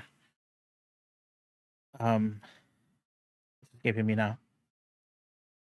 Well, the other Lenora. Lenora, yeah. So Ursula and Lenora are aware of the. It's not like a time loop. It's just like a misery loop. And that whole sequence of them, the way they were talking and the way they were like even down to the minutia of their pauses and stuff, I found a very like a very talented kind of grasp of like comedic timing. Like I could almost hear the voice actor performing these roles, or the actor performing these roles through through the text, which is not what I would have expected. As I started reading this, I thought this was more of like a kind of like a moody, touchy feely kind of book, and it kind of is that. But the biggest joy I got out of it was kind of like the characters' performances, if that makes any sense. Which is, I think, was one of the, and this is going to be blasphemous coming from a manga podcast, but it's one of the benefits of reading an actual, um, like comic written in the native tongue, where you don't necessarily have to worry about the translator and what's being translated from tone to not. Like you're getting it raw. So I found kind of like the nuance in just like the very basic actions of the characters to be very endearing and sad. I don't know exactly what happened in the book. I will admit. But it definitely felt like very like grave and like important and tragic. Yeah, my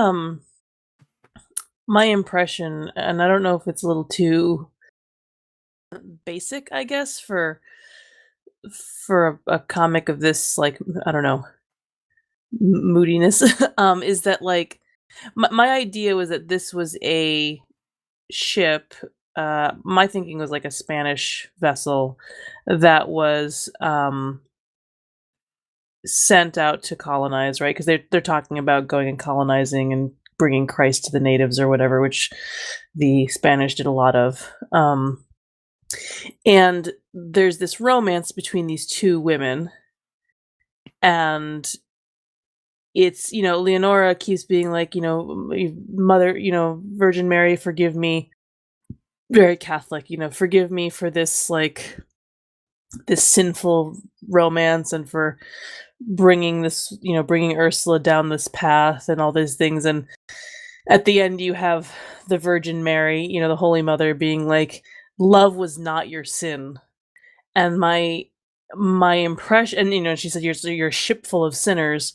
And again, I think maybe this is a little bit too basic a read, but part of me was like, is she saying that like going and colonizing people is a sin? Because I mean, yes, like what they're doing as a ship, and the quest that they're on is far more offensive than loving someone, right? And I like that interpretation, because it kind of,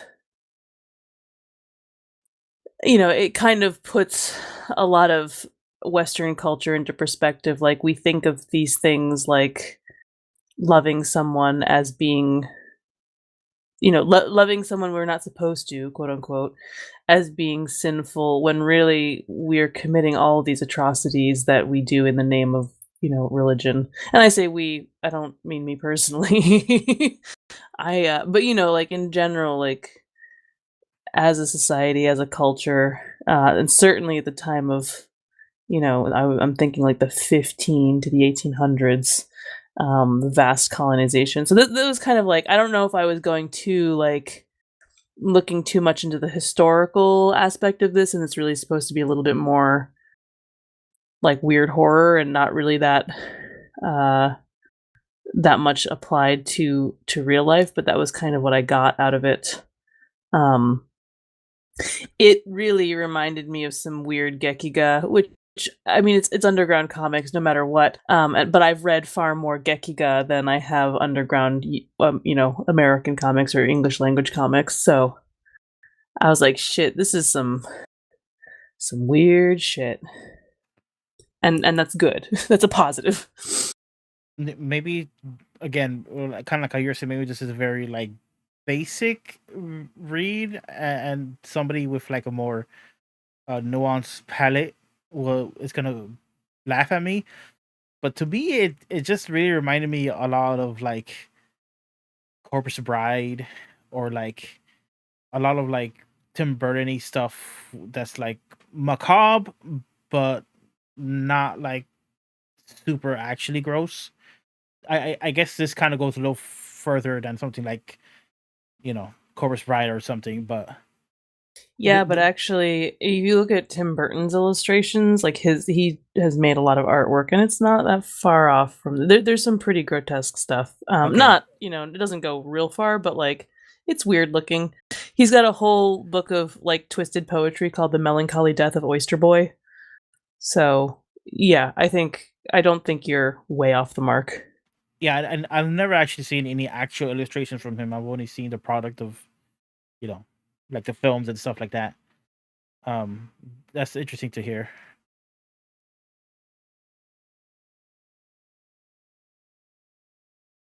Let's turn to Seamus. Maybe Seamus has a more nuanced thought about Ursula.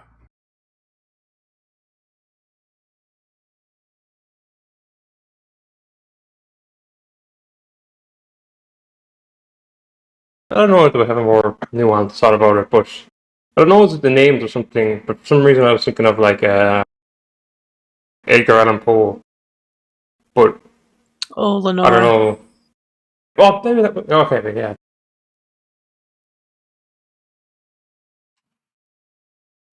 But I do kind of have that. I don't know, like Tim Burton. Like I get some.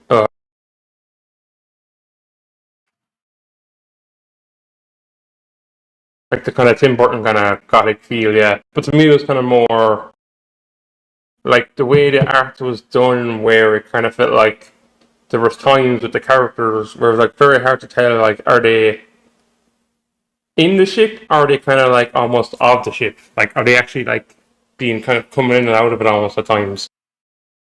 Pretty kind of like how detailed the kind of the background was and where everyone was drawn, but they're all like pale. Like everyone's kind of the color of the ship, but except for Lenore.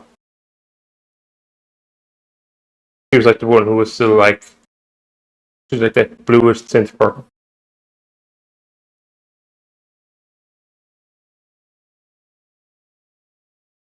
Like, why is Ursula in blue while everyone else is in black and white? I don't know. Well, I was going to say, is it they're all dead, but she's not till. She ends up getting like stabbed at the very end by Lenora. Sorry, no, Ursula stabs Lenora. No. I think Leonora pushes Ursula into a giant spike that is for some reason protruding from a crucifix. A little hard to tell, but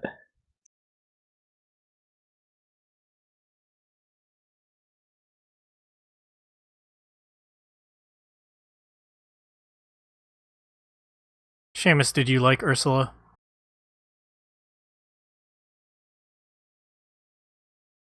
Like I said, I think the whole artwork, like that scene, like that page, I don't know, it's like at the start we're walking down the staircase, and like the size of the panel, and the level of detail, and it's like, at that stage you're like, oh, everyone's here is dead.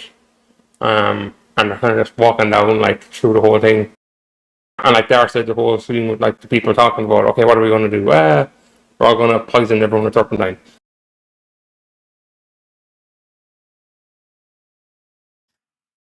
I have the staircase scene pulled up on stream now, and I won't be showing more. I already showed like 3 pages of the book, which is like a pretty large portion of this like 25-page book. So, but yeah, this is a good demonstration of what Shane was talking about, where it's just this. It's actually the dimensions of it is hard to figure out exactly what's happening because it looks like side perspective of the stairs, but then some of it comes towards you. It's very sprawling, but it's all flat. There's very little perspective to it, and it's just covered in detail. It's very ornate. It's almost like the this ship comic is making the panel. Sorry. Yes. I think this comic is hard to read. yeah. Did you all read this? Like, when you buy this, you get a PDF of it. Did you read it, like, page to page, or did you, like, zoom in? I zoomed in. I had to zoom in on this one. Okay. I read it page to page, but it was difficult. I mean, the artwork is so elaborate and cramped, and the lettering is appears to be hand lettered. Yeah, and it's kind of not messy, but it's not meant to be neat. I'm gonna disagree with you, Dar. I think the handwriting is very messy, and I did not like it. It's probably the part of this comic that I hated the most, is trying to read whatever was handwritten here. So like I think that there is there is like a difficulty, especially in some of the bubbles that are kind of packed. But I feel a page like this, I'm slowly scrolling down this page. This is essentially how I read it.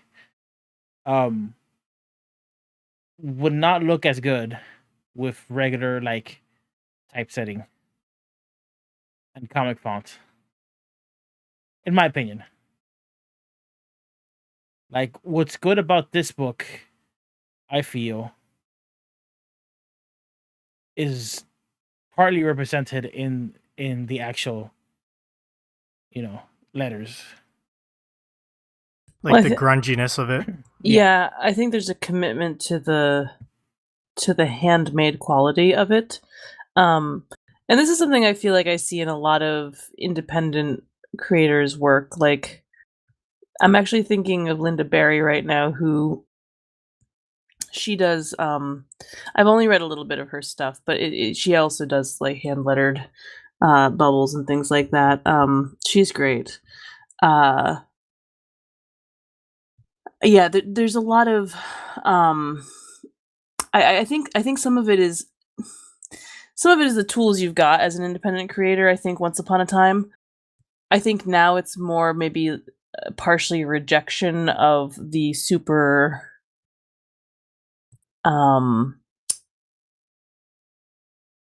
like, I don't even want to say corporate, like the super streamlined process of making comics.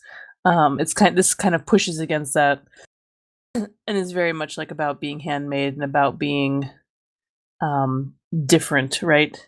And for better for worse, right? There are definitely it was difficult to read, but every indie underground comic I've ever read has been difficult to read to an extent. So yeah, that can definitely affect your opinion of a book. For me, it didn't bother me so much. It was just I was doing a lot of squinting, but it didn't bother me because, again, I feel like I've read other things kind of like it. So I kind of expected it going in. I don't know if I've read anything like this. You mentioned Gekiga stuff, and I guess the closest Gekiga stuff I've read that's close to this is Junichiro Saito with the dog soup story from Gladiator 3. Yeah, I thought or some about of his that. other Yeah. Shitochu stuff. Like, I have Gladiator 3 right now. I'm looking at that story. It's just, I can appreciate the commitment to the look and the art and grunginess, and like there are shots of like the boat in the ocean, and like the waves are like thousands of lines of ink for the waves, and then on top of that, just circles and circles of like swirling inks for like the sky, and then so much detail, and like every part of the ship seems like it's sweating or it's melting. But like at a certain point, like it was so hard to figure out what was on the page because it was so densely packed with all that. It just made it really hard to read. And like, I like the grunginess of this art style, but on some pages I just was thinking to myself, this is just too hard to parse. On top of that was the handwritten like lettering, which made reading it really hard for me.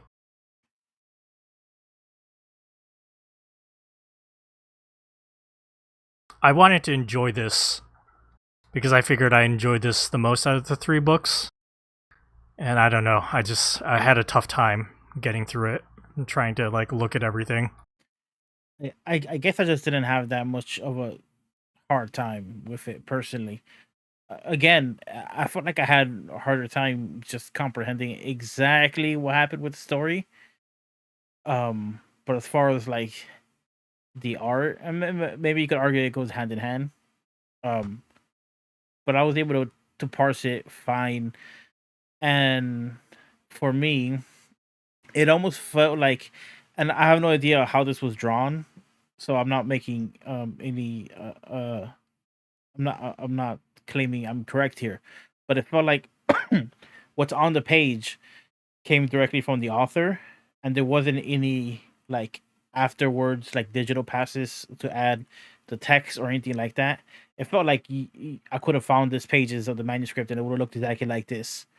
And that kind of we keep using the word grunginess. Or I think it's just like an easy word for us to use right now. But that kind of like very rawness I ended up really liking personally.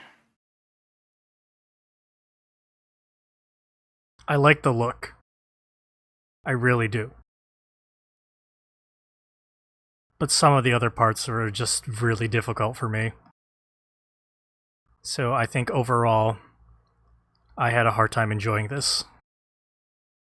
But like I read so much manga, and like this is just so very different from so much of the manga that I read. Like whether it's commercial, indie, gekiga, or whatever. I'll talk about it later with some of the other books that we read too, but like I just feel like there's really a different process of creating these comics and a different perspective that they have or philosophy when it comes to making Western comics as opposed to manga in Japan. I would say definitely. Yeah. I would say sometimes to its benefit, but sometimes to its detriment, in my opinion. Agreed. Oh, absolutely. We like manga more, but I'm not gonna waste your time and say manga is categorically better, because that's obviously an opinion. But I mean, we can sure talk about why we think it's better. Better, but it's definitely what I prefer. Yes, and that's fine. I mean, I definitely own way more manga than Western comics. But you know, like anything else, I think it should be, you know, you should consider not based on the category, but based on the individual work. Yeah, judge it from there. And I think one of the it was probably very accidental, but the selection we made ended up being kind of complementary to the manga or sorry, the comic industry, because very different picks, even though they kind of have a similar you know, like there's like a wavelength between these books. I was actually really impressed by how cohesive this selection was. Yeah, because in presentation and in tone, some of them were very different, but in themes, some of them were like almost retellings, like almost different versions of the same story. So it ended up, I feel like this is a very complimentary selection, and it, in my opinion, it shows off some good comics, but we'll get to the other stuff later. Yeah, anything else to say about Ursula before we move along? I just want to scroll through the pages, but I don't, you know, I don't want to. It's friggin' weird. I thought it was interesting at the end. It was like Madonna and not Jesus or God, who was the person that was like judging them. But that's part of the reason I think they're Spanish. I think there's definitely Catholic, like Catholic influence here. Oh yeah, oh it's very Catholic. I did like the look of whatever that was coming out of the ocean with the burning eyes. Sinners. And the crown of like. I thought horns. It was Statue of Liberty. that is also what I thought a little bit. It's like, this looks like the Statue of Liberty crown a little bit. This looks like a satanic Statue of Liberty. Hell yeah, here we go.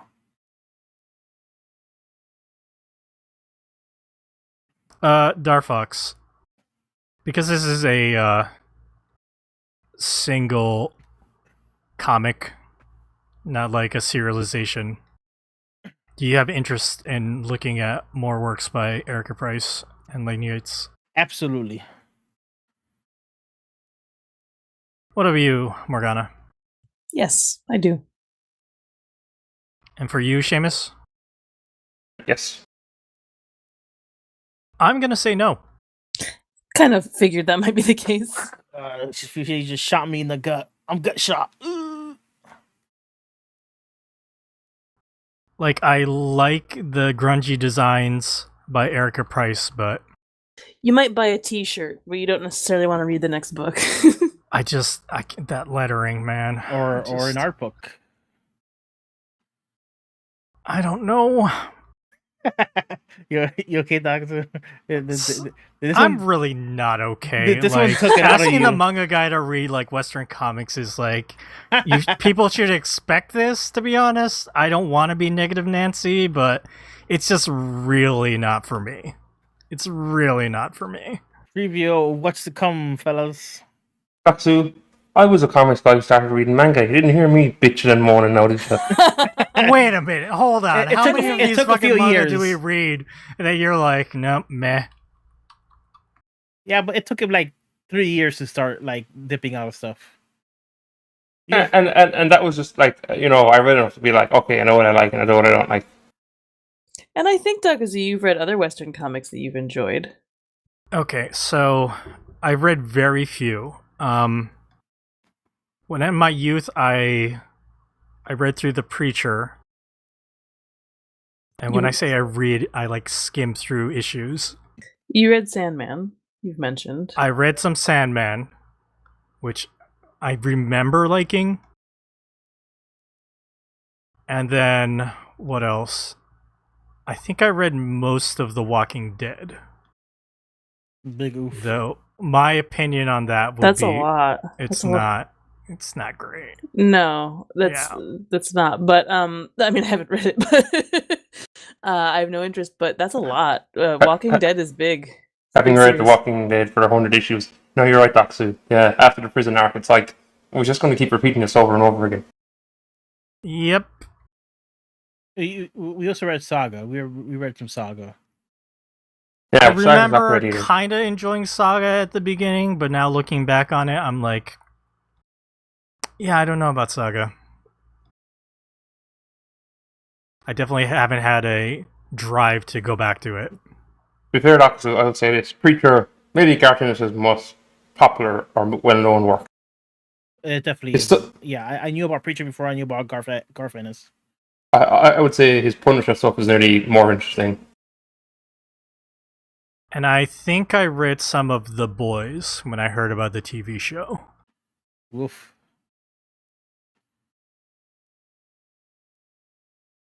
Oh, I think you read The Vision from Marvel. I think we talked about it. Yes, I also read that the weird Tom King Joker one. White Savior comic when you read that. Oh, you read that one? Yeah, I read that. That Did was we- not great. Did we talk about it? I think Yeah, we did. I think I hate that book. yeah. What book? Joke or Batman White Knight. About this Joker reforming and running for mayor, and he turns everybody's opinion against Batman. So, He comes in and saves the black neighborhood from the criminals. oh boy. So I'm going to say something that's going to be very controversial to the people in our community who enjoy Western comics. But of the Western comics you've read very few that were worthwhile. Yeah, I think that's unfortunate, but yeah. I mean I love Sandman, so I'm gonna say Sandman was a pretty good pick. But a lot of the other ones I've kind of been like, these are the ones that everybody's like, you gotta read this is the best, and it's like it's just popular. It doesn't make it good. So It'd be like saying to me, Seamus, you need to read. Well, not Naruto, I guess. What it'd be like? Not It's- make it popular, but it's still like popular. it's like What, everybody. is it like reading Gantz? Yes, there you Yeah, or like Berserk, like everybody. I mean, and I have no problem. Like Hold Berserk on now. itself. No. Wait, Hold let me reiterate. Let me explain what I mean. the kinds of dudes who tell you to read Preacher without considering whether or not you're going to like Preacher are also the dudes who are going to tell you to read Berserk without considering whether or not you really want to read Berserk, because they're both like high octane violence, and like I'm like you don't know what I read. You don't know what I read for comics, and you're just gonna like point blank like refer me to something where people's faces are getting peeled off or they're being, molested by monsters. Like do you understand like what you're doing? So these are the kinds of books that people just recommend without thinking about people's taste because they feel like they're supposed to read them. Okay. That's what I mean. I actually don't have anything against Berserk other than I haven't read it.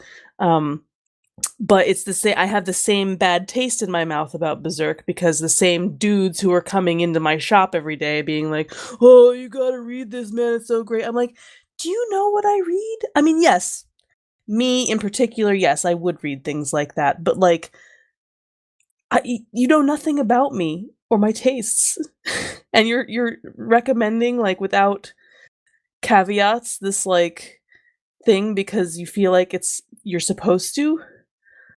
This guy actually exists in Irremedium.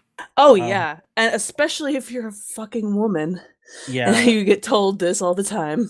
I was with a coworker. We went to go watch a movie, and I think afterwards we stopped by a GameStop, and there was a woman behind the counter working GameStop, and there's literally a trillion horror stories about women working GameStops, and starting they're getting quizzed by like the customers, like, oh well, whatever.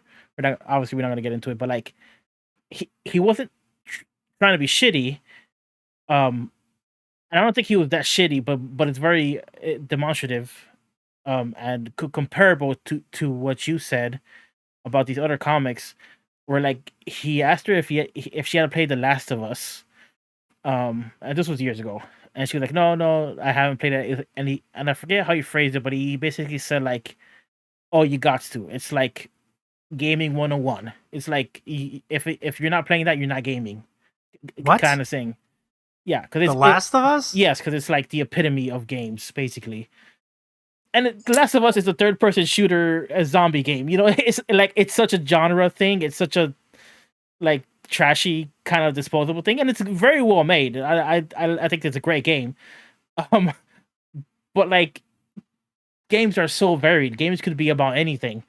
And that was his whole frame of reference to what video games are. Yeah. And what this girl like had to be playing, if not like she wasn't an actual gamer or some shit. And I could almost guarantee you that he wasn't trying to be sexist, but it was it was sexist. Yeah, I had a dude once come in and he bought a bunch of Girl Genius, which is a comic. It was originally ran as a web comic, steampunk stuff. I actually have read a little bit of it online and it wasn't really my thing. But this guy's buying a bunch. It's like, oh, Girl Genius, great. I'm checking him out. He goes, have you read Girl Genius? And I said, no, actually, I haven't. And his response was, did you hit your head? I said, no, I haven't gotten to it yet. There are a lot of comics. Like, fuck you, dude. He did apologize after the fact. I think he realized what he said was like really shitty. He was like, yeah. I'm like, do you know, like, do you look around you? There are like hundreds and hundreds of comics in this store, and I've read a good number of them, just not this one. Anyway, nerds are bad. And let's move on. and Dagazu's my opinion of Western comics is unfortunately revolved around this like this way line of like popular comic darling stuff. Pretty much, people have told me that this is really good, so let's check it out. So I check it out, and it's just not my preference over manga. Morgana, you were talking once about a comic about the Twilight Zone guy. I bet I'd enjoy that. Yeah, actually, I think you would. It is a little text heavy because it's a biography. But it's called The Twilight Man, and he also that author also recently came out. I haven't read it yet, but I picked it up. A biography of Bela Lugosi, which I'm looking forward to reading as well. So, Oh, you know what I've read a little of that I liked? American Splendor. Oh, yeah, that's essentially SA manga. So Harvey Picard. yeah, Harvey oh Pekar. yeah, Picard, yeah. Picard. There's What a what movie. a weird guy. There's Yeah, a movie. There's a movie which is really good as well. Yes, yes, I've seen the movie. I haven't actually read any American Splendor, but I have seen the movie. Yeah, there's actually a lot of bio stuff that's really good. There's a German cartoonist, Reinhard Kleist, who does a lot of musician biographies. He did one of Nick Cave, he's my favorite singer, so I have that one. It's wonderful. I think he also has a Johnny Cash one that I haven't read yet, but I'm looking forward to finding and reading. His artwork is really, really good. It's like ink brush stuff. Really beautiful. So if you can find that, yeah. I tried reading some of Crumb's stuff. Oh no. It was not for me. Crumb is an asshole. Don't even bother.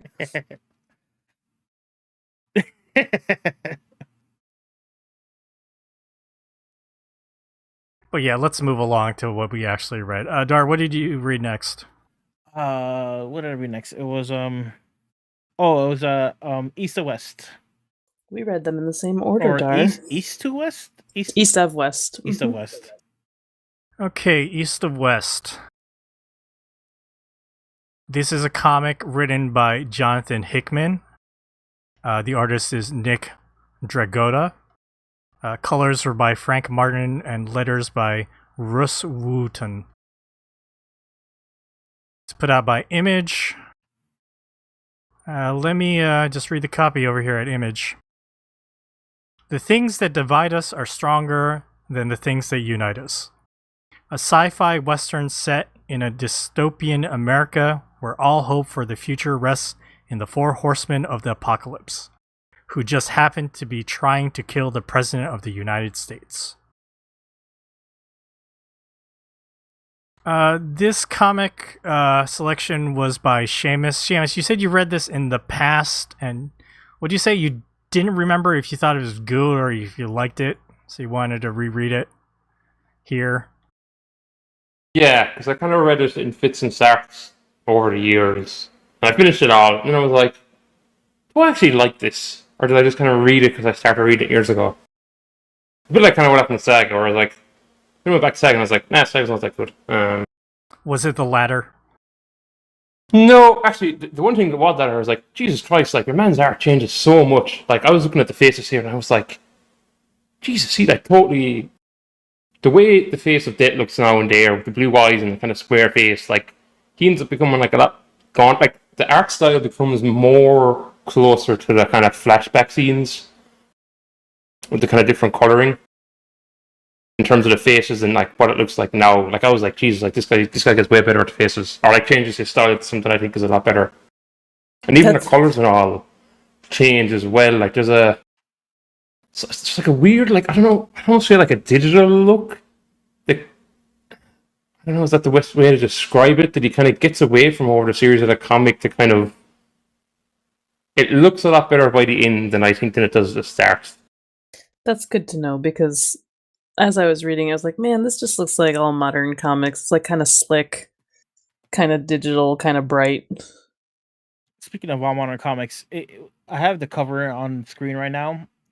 Is this like a template that Image uses, or am I crazy? Like, does every comic cover look like this? I think a lot of Hickman's stuff looks like this. Okay, that maybe I've just seen a bunch of. Give me a Hickman second there. covers. Let me. A Brubaker too. Some of his stuff like that. At Brubaker. It's just kind of stark, almost like just two tone. It's more than just two tones, but like. Yeah, I feel like Criminal. What other Ed Brubaker? He does a lot of like noir comics that I think kind of have this same like silhouette, kind of stark looking thing to it. It's. I think it's less of an image template, and more of like a trend of the time period that a lot of these came out. Maybe that's it. Let me tell you, literally judging a book by its cover, but this shit looks like boring to me. Yep. Like it's literally like it's not an appealing cover. We'll get to Pretty Deadly, which is like a pretty dope cover. Like as far as Yes.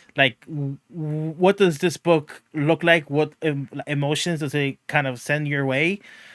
Like this is a blank slate. Like I would assume it's like a western, which it sort of is, but it's like a sci-fi weird fantasy western. But this really impart nothing to me. That was a From what I remember, I think a lot of Hickman's other stuff through images that's similar, like particularly like the bottom half being like white. Although I think Manhattan Project was that different? I can't remember now. I think so. Because yeah, like Hickman, so he's done when he started off, it was like a mix of stuff he did himself, like Paxman Man and Nightly News. I think he did. I think everything, including maybe the colors, and then like it was transhuman. And then other stuff was like most of his stuff tends to be like him working with artists.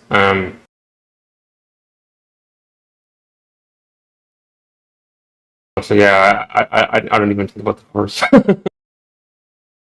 Oh, it's a Hickman book. Oh, check it out.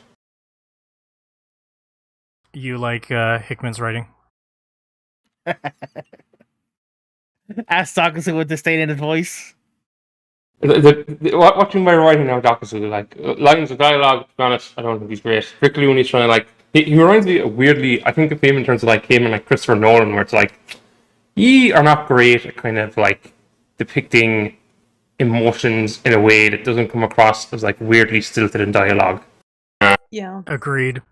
But to be honest, I don't really give a fuck. You do enough other stuff I like, so like I'm alright with that. I don't need everyone to be perfect, It's like what Minoru Suzuki said, like, there's no point everyone being good at everything. It's better when they've got their specialities. So although that I did like the line alright when was it she being like said to her father, well, the world won't miss you, but I will, before he like chopped his fucking head off. I was like, okay, that was a great line of dialogue. Or even the weird bit about like the wolf and like Coyote and like referencing their relationship. I was like, but other parts of it, I was like, geez, yeah, like Hickman. I don't know if he get better or like, do I just kind of forgotten? Because even probably in the West, there's like stuff coming back with like dating his wife and like the kid, where I'm like, that's not great. When it's like murder and high politics, I think he's like better. Or I like him more that way. And weird like one lines in the comic where it's like, what's it, born of the East, raised of the West. That kind of like very portentous kind of. I kind of think of it like Frank Herbert. If you ever read Frank Herbert's Dune, like he is kind of like little sections and clippings that are like the history of whatever, the Freedmen Revolution by Princess what's her face. But I kind of like that stuff. Particularly rereading it now, I kind of like know what some of them mean or kind of how they're interpreted differently. And after there was one line of dialogue, I'm pretty sure he kind of not lifted, but he was referencing. Oh, what was the name of it? The Book of the New Sun, where the balloon is talking to Babylon, is like, name the rank these 4 types of governments from best to worst, and why. I think Book of the New Sun, very early on, the main character, also an Orphan, raised in the torturers, has like a dream where he meets his master. He asks him like a similar question. I think it's like, rate the 4 types of governments, and then from best to worst, and I think like, worst is love of an individual, because that's the love of a dog for its master, which is also the character's love for the person he considered loyal to, which kind of actually does, weirdly enough, kind of play into where this book will go.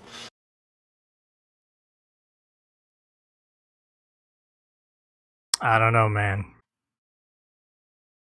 Because you were there, like, you read a bunch of stuff and you like ignore half the dialogue. That's where I'm kind of like with Hickman or like a lot of stuff where I'm just like, this is just functionary, and it's going to like ignore this, focus on the art, realize, yeah, Nick Dragoni gets a lot better at his art when he's not trying to keep his faces.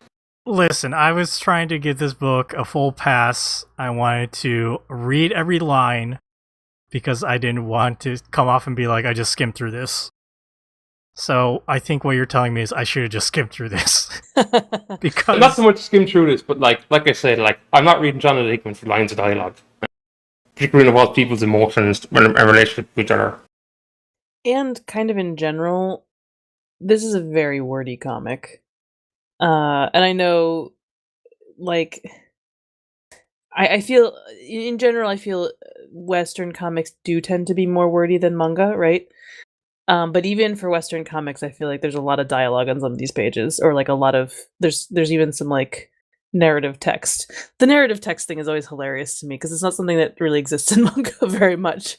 I only actually caught that reading this now, and I was like, you don't see those kind of descriptive boxes in manga. The only one I could think of was in the Inner Leiji Chamber. Matsumoto. But no, I think in the Inner Chamber, but even then, it's not like a box on the panel, it's like a separate panel with like white text and a black background, I feel like is maybe the closest I can think of seeing in manga. Yeah, Leiji Matsumoto does do it too. And it's not never done, but I think manga relies a lot more on visuals to tell its story than Western comics do sometimes. Yes. And that's definitely like cultural. That's very like for a Western sensibility, it doesn't. There are tropes and styles that have existed in each manga and Western comics separately that make it really difficult to compare them, I think. Compare them fairly, right? Because I think, again, Japanese work focuses so much on the art and the setting and the placement of panels.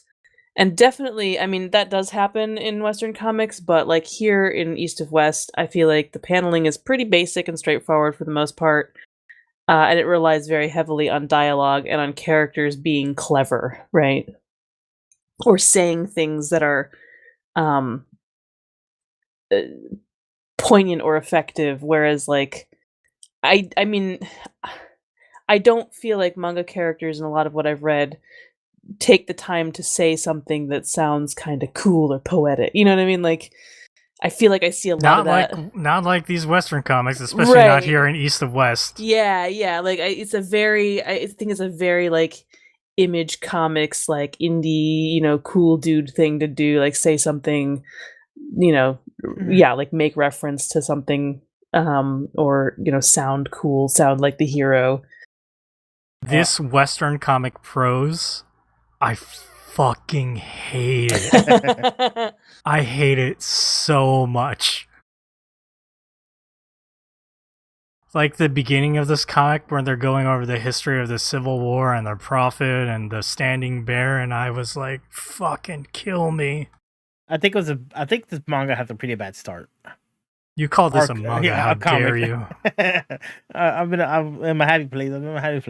No, it's I think it has a pretty bad start. It's kind of confusing at first.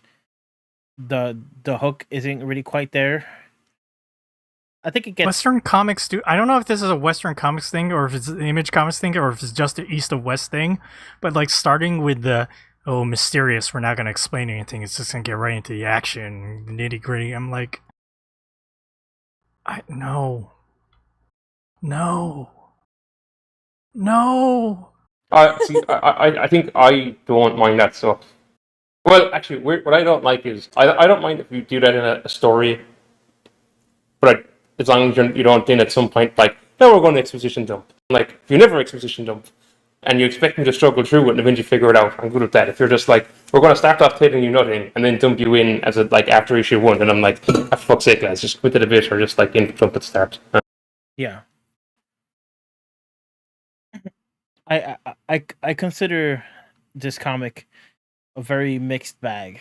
I generally found it fun to read, partly because there's a fair bit of people getting shot in the face or getting killed, and there's also like Morgana and Seamus talked about the cool one-liners or like the zingers. Like, ooh, this guy said something that's kind of important. Like when the Colonel Sanders said to the kids, he was like, Colonel Sanders. That's why what once was 4 is now 3. And they're like, oh, they were hurt by that. And I was like, yeah, you fucking got those kids, you fucking Colonel Sanders. Jesus. That Colonel Sanders at first, like he's kind of a cool character, but then he's just like an asshole and he's like racist too. Yeah. Mm-hmm. So he is the president of the Confederacy. I mean, come on. I mean, he could be a good one of them, but I don't know. This is an alternate future. You never know what could have happened between. Actually, this doesn't take place in like 2047 or something. It's like not that far in the future. That was one thing I was thinking about rereading it. I was like, the Union comes off very bad here. Like, John and Hipwood from the South. And I was like, oh, it's from South Carolina. I was like, Because then I was thinking, I was like, did they ever really address slavery much in this? Because I can't really remember. Like, the main thing there is that, like, the Kingdom of Mississippi was, like, a bunch of slaves basically rose up and, like, essentially established their own independent kingdom. Right. 'cause Good there's for like them. There's like a Prince of New Orleans, right, or something. Yes. Yeah. It's like a monarchy where it's like the king is John Freeman and all his sons are John Freeman. And then, like, one of them would end up succeeding. But the king is always John Freeman. I mean, whatever. You can make your sci-fi western and like you can have those themes of like racism and slavery, but when I got to like the second half of the book where they're talking about New Shanghai and fucking like that kingdom, that I was just like rolling my eyes so hard. It's like, this is white man writing about Asia type bullshit. Jonathan Haven, to be clear, is a white guy, right?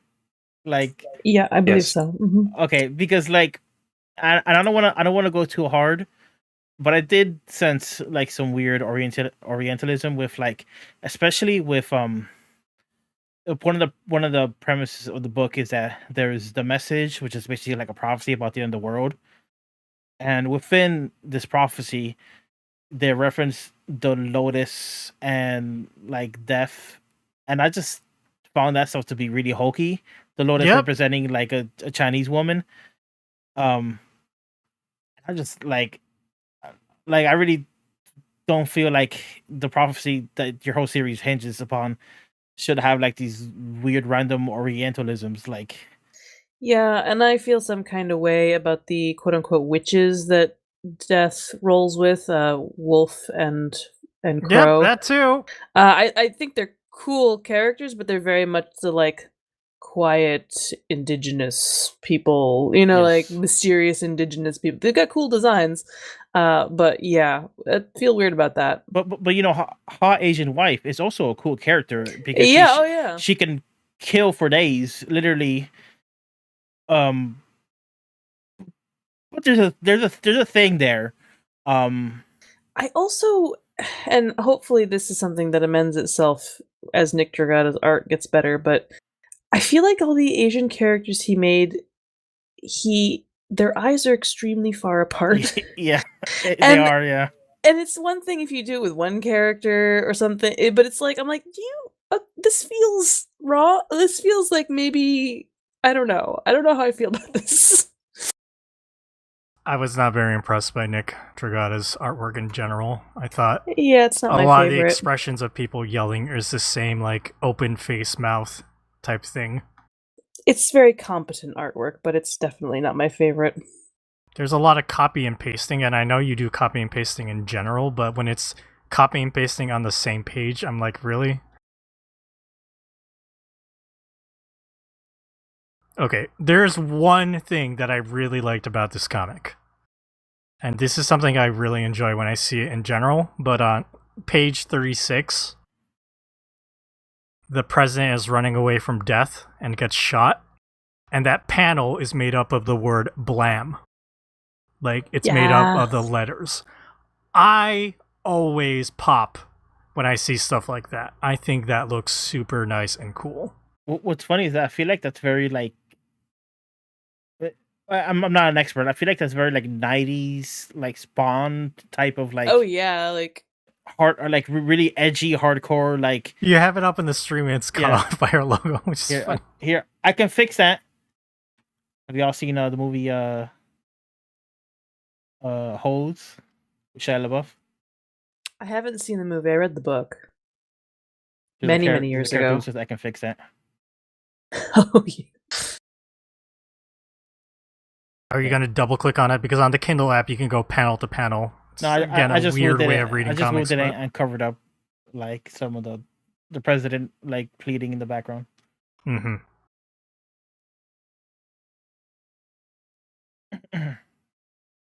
So I haven't actually gotten into my whole problem with this book yet, and it might not be a problem. Seamus could like agree or disagree or say if I'm right or wrong.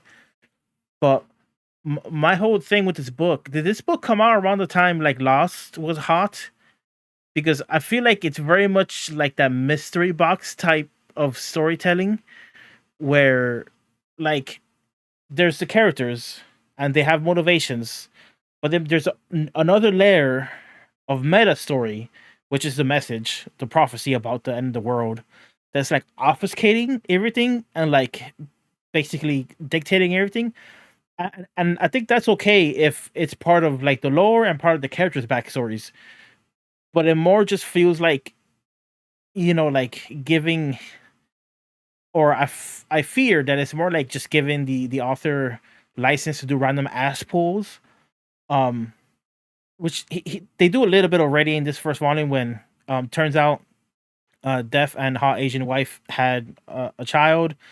The child got killed. Turns out the child's alive. How do you know he's alive? Well, because the prophecy says that the child's going to live and bring forth the apocalypse, so it has to be alive, right? What I don't want is that, like, later on in the story, if like Death hanging with like his cool witches, if he's like, oh wait, the message says that the only way I could save my wife and child is if I kill my two warriors. I guess I gotta kill my two warriors. And I'm like, I could totally see that shit happening in this book, right? That type of like, oh, it's so tragic. This thing happened because the message dictated it, or stupid shit like that. He did explain to his wife, Death explained to his wife, that it's not that the message is true, it's that these chosen are following the message, right? And that's why his son is not dead. Because they believe in the message, so they believed that they needed to keep him alive and do this to him in order for him to, pursue this fate. Yeah, but I fear that. I mean, your fears are valid, I guess, is what I want to say. But I don't think it'll happen. But I haven't read this series, so I remember not really. Do you get my comparison with the whole mystery box thing? The whole like J.J. Abrams like storytelling. Maybe I'm off base. I don't know. When I think of that, I think of like they just keep throwing shit out over and over and over, and at some point you're like, all right, I think you could just like stop and just like take what you had there like 2 seasons ago and keep going with that. Like the way that like other stuff happens in this comic, but it's mainly Death is going to try and find his son. His wife is basically going to go to war, and like other stuff is going to happen along the way with people in other factions, like stuff with like the witch and Wolf and like Crow, and like what is the story with like the Endless Nation. Basically, from what I remember, they at some point the people running them were like, all right, we can't rely on magic. We've got to like get into technology because otherwise all these other people are going to fuck us over. So I think like they turn out to be like the most technologically like advanced nation on North America as a way of like not being conquered, because they also think have like one of the lowest populations. There is stuff with the prophecy because there's the whole thing with like the messenger and people dying and shit happens, but I don't know. It's not, like it didn't really make me think a whole lot of Lost. Completely unrelated to this, I just want to take a moment to roll my eyes at so war, conquest, and famine are looking to control the next president of the United States, right? And so they're going through everybody in the line of succession after the president's killed. And they settle on, I think she was the Secretary of the Interior. And her name is Antonia LaVey, which is a reference to Antoine LaVey, who was a famous Satanist. I just want to put that out there. It was extraordinarily. I was just there are a lot of things in this book where I was just like, this is a little heavy-handed, but okay. So Jonathan Hickman, heavy-handed, yeah, they fit. Yeah, and this goes back to the Christopher Nolan comparisons as well, to my mind. The so I mentioned Sandman earlier. I'm going to mention it again, and I'm going to like. We'll talk about Pretty Deadly, in a little bit. But both this book and Pretty Deadly deal with death and death's progeny and a prophecy and things like that. So they're very thematically similar.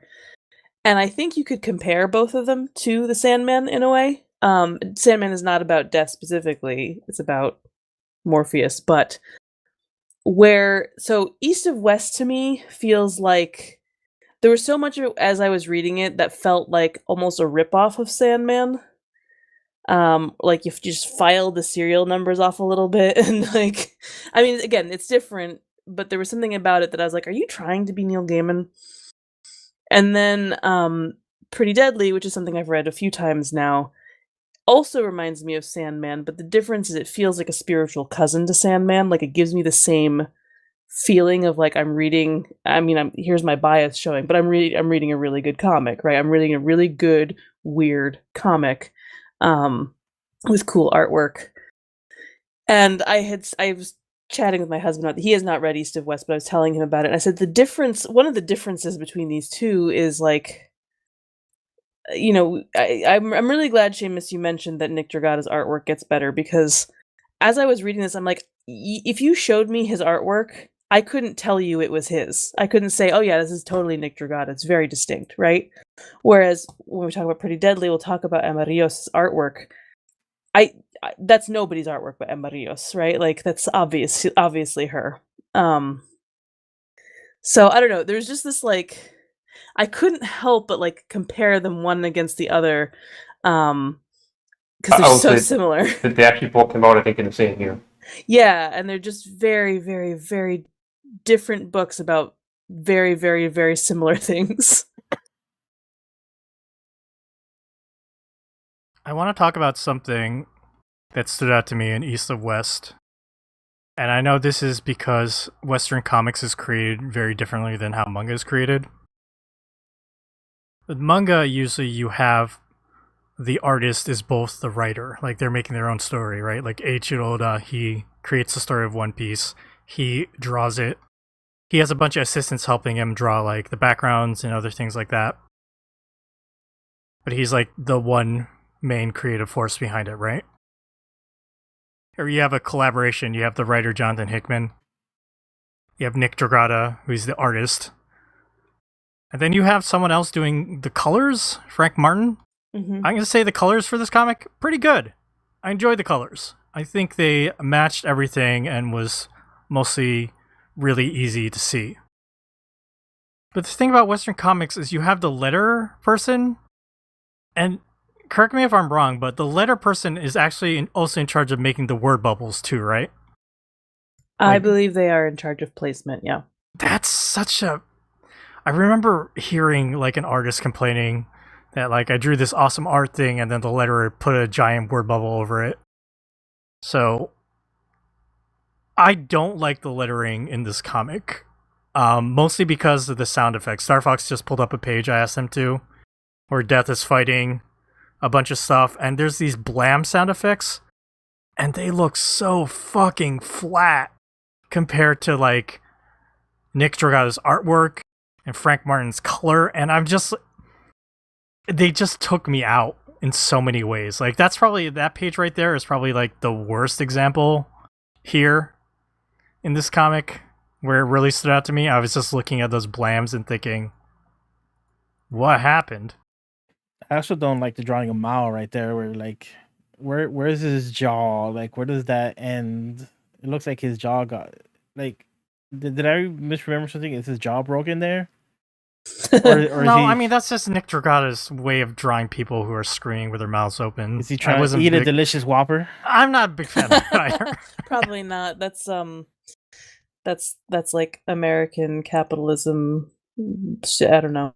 I'm not entirely sure if New Shanghai is supposed to be the same kind of communism as regular China, or what the deal is.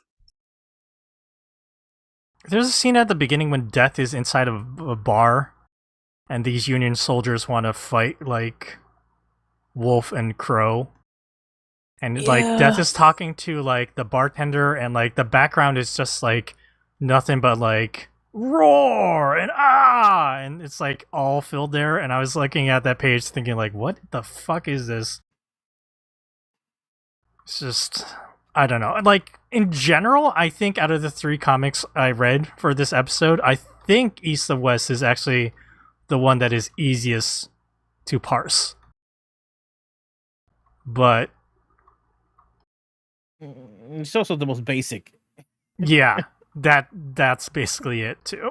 It's like, uh, I'm not an artist. I'm not like a professional, so I always just I guess I'm a bad critic because I'm bad at saying authoritative things about other people's work. But like I feel there's very little ambition in the art of this book. Like it felt kind of by the numbers, and it felt. I think it looks good. I think it's well done. But it's just, kind of looks like comic book. Yeah, I will say, East of West and Jonathan Hickman in general, when I was still working at the comic shop, was pretty popular. Hickman's work was pretty popular, and pretty beloved. So this is what a lot of people look for, I guess, in comics. It was never quite what I was looking for in comics, but it's got its audience. From your anecdotal experience, Morgana, like, it's pure. Not talking about manga, but pure talking about Western comics. Would it be easy to see like a series that had like a more even man woman split of readership? Like, 'cause I know a lot of women who really like Saga. Like Saga Yep. feels very like gender agnostic, I guess. Like, and like both men and women have gotten into Saga just Yep. a personal experience. I know multiple women who really like Saga. Was it always clear, like selling comics, where like this is just the sausage line to buy this book, or Yeah. Yeah, So sorry. No. So it's the vast majority of our customers were, especially the customers who bought our Western comics, were male. And that's just kind of how comic shops operate. I think a lot of women don't like going into comic shops. We had the benefit of having more female customers, and I think a lot of places do.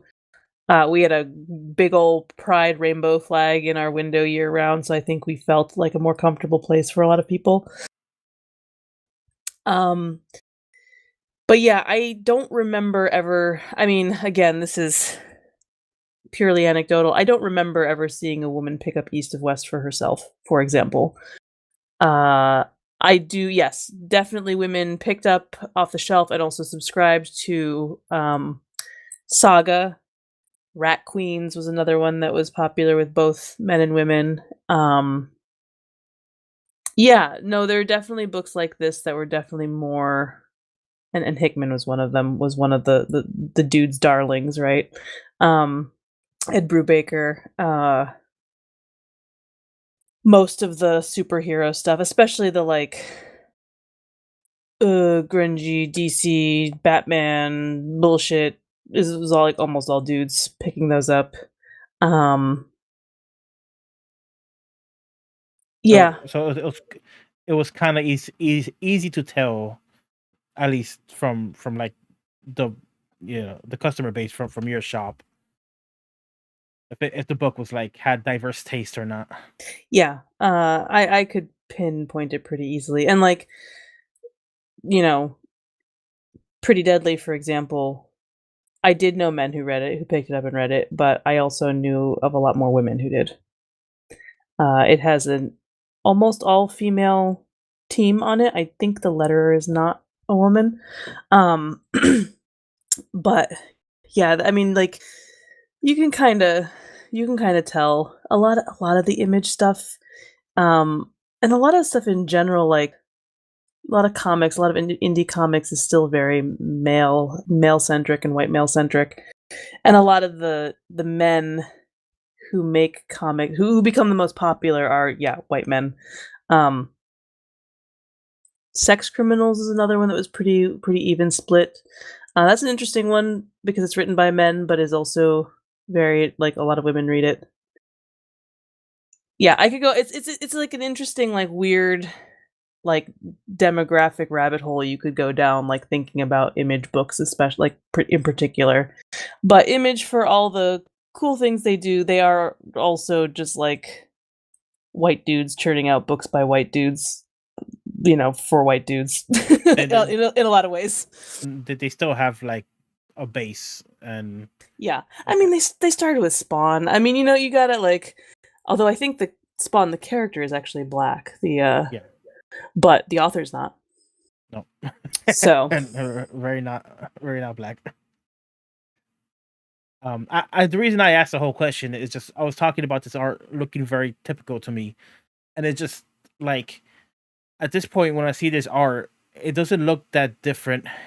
I mean, it's very different, but like the basicness of it looks or the genericness is the word I was looking for. It's not that different from like when people do like a random like silver age comic motif where the thick like black lines, or how All Might looks like a comic book character.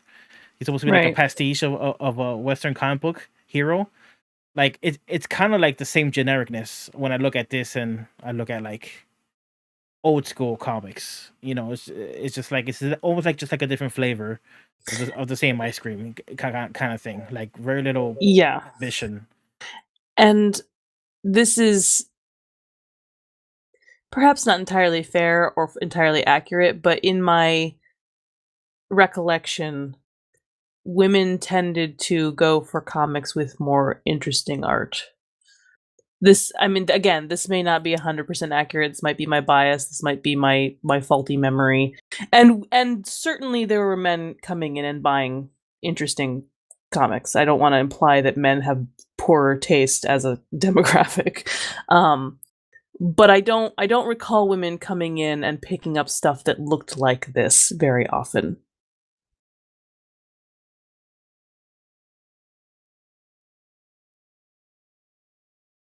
Well, I don't think there's much else to say of East of West. Again, my brain always goes to video games because so much of a group of video games, and I've listened to so much like video game podcasts and punditry about video game or whatever. But like it kind of reminds me of like these gamers who play games like The Last of Us and Grand Theft Auto, and they're like, video games have grown up so much. It's such an art form right now, but you still show it to a non-gamer and it's still just nonsense, violent stuff. You know what I'm saying? It's like it has come a long way, and this is very different. And in a lot of ways, it is more mature and kind of intricate compared to like something from like the Silver's Age. But I mean, it's still just like a dude blamming 100 people. Like they're getting eviscerated in the background. It's like what is happening on this page? Yeah, and this is a personal kind of peeve of mine. I don't like a vengeful death type character. I kind of like the idea that death is a normal and natural thing, and that the character of death should therefore not necessarily be threatening. Like, dying is not necessarily a bad thing, and this type of death is like vengeance and murder and horrible things, as opposed to like, it's time for me to usher you into the next like whatever. Right. So and then this is partially influenced by a lot of other books I've read that feature death as a character. All of the Discworld series by Terry Pratchett, Good Omens by Neil Gaiman and Terry Pratchett, certainly Sandman, which I've mentioned already, all have this kind of death who is not the person who metes out the death, but who guides the dead, which I think is a much more interesting and kinder interpretation. So I sometimes have problems with this kind of death. That said, I do like his character design. I do kind of like the all white look with the hat and the cowboy outfit as a concept. So there's that. He's got that going for him. Yeah, I mean, I've been shitting on this book a lot and just talking around the book a lot about things that I don't like about this comic and comics. But like I said earlier, that this was a generally entertaining read. I was able to read it, and it was like fun. I wasn't bored by it. So, I guess I should recalibrate my critique of it and just say like it was fine. I just, just like whatever. Good for you, Dar. That's better than me. Doc is such a sourpuss this episode. I did not like East to West. It was my least favorite of the group. I also think it was fine. But I'm not hard pressed to read more necessarily. I think there are good things about it, but I've read a bunch of comics with similar ideas that I just don't feel like I need more of this. Tyler in chat said, "What did we learn today? Doc Gazoo is picky about word bubbles, and not a big fan of Western comics." Yes, You should have learned that a while ago. We did learn that. I mean, that should be very evident. He also likes Rat Queen. Okay, Dar, would you read more of East to West? Tentatively, it's kind of like a lukewarm thing. Like I said, it was entertaining, so I probably would try out like a second trade, but I'm not super in love with it. Seamus, obviously you read all of it or more of it. Anything else to add about East to West? Not really. I'll probably take a second volume. All right. Well, we've been gabbing on for a while, so let's move along to our final comic, Pretty Deadly. So Pretty Deadly is written by Kelly Sue DeConnick, and it is drawn by Emma Rios. Colors by Jordi Belair. Edits by Sigrid Ellis. And letters by Clayton Cowles.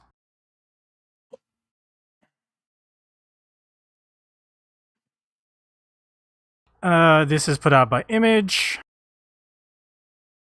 Let me read you the copy. Kelly Sue DeConnick and Emma Rios reunite to bring you an all-new ongoing series that marries the magical realism of Sandman with the western brutality of Preacher. Death's daughter rides the wind on a horse made of smoke, and her face bears the skull marks of her father.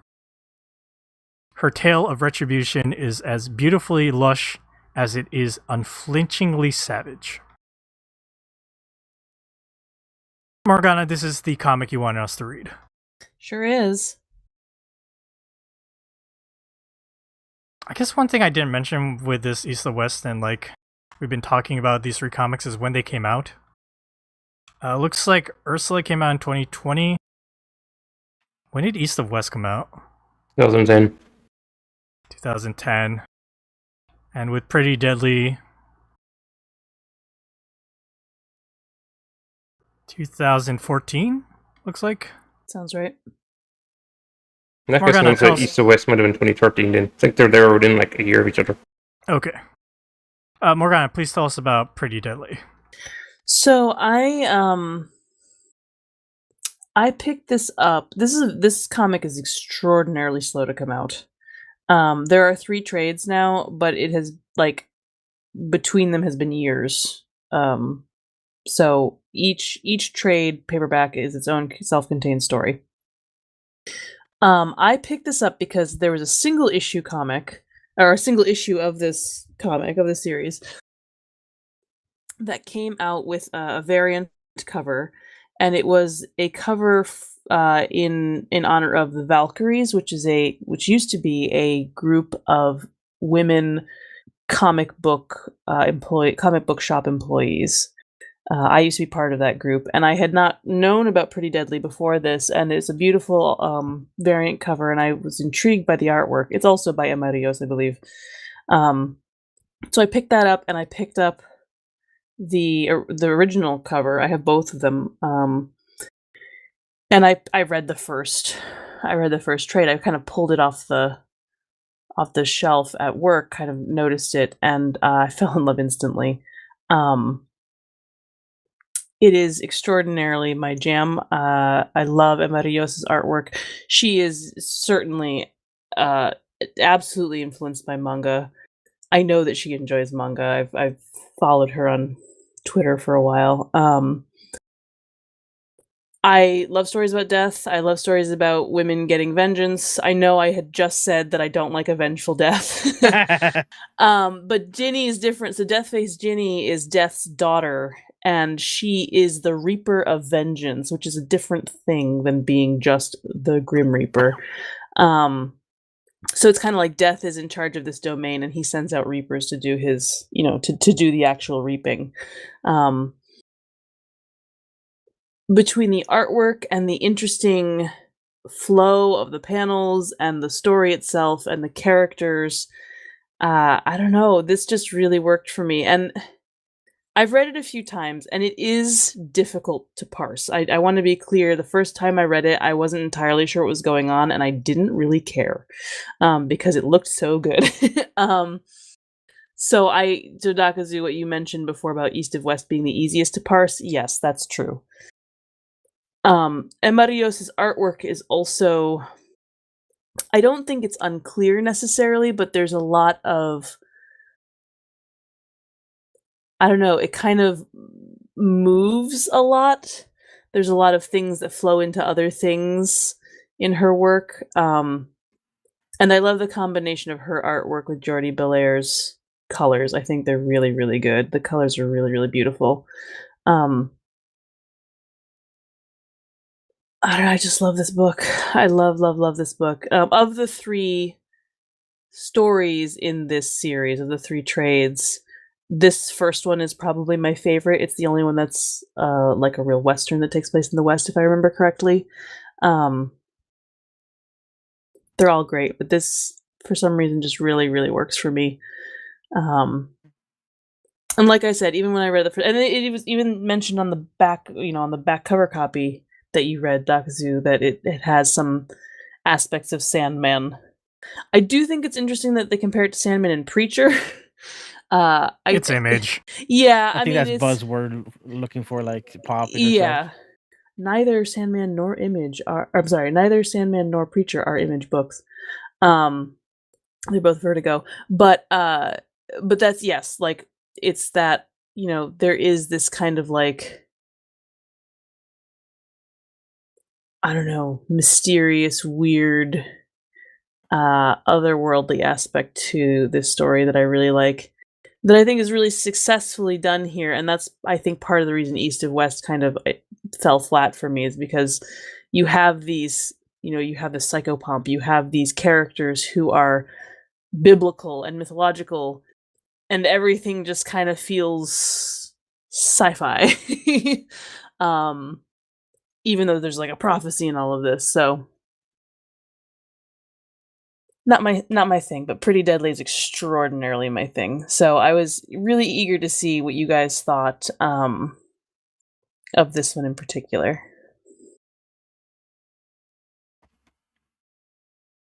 I was way more receptive to the mythology and stuff here. Like I complained about, like, the message in East to West, and the I kind of created my own boogeyman with, like, the whole like like how the message is gonna ruin the story of East to West. This book doesn't have a meta story to it outside of, like, the mythological characters.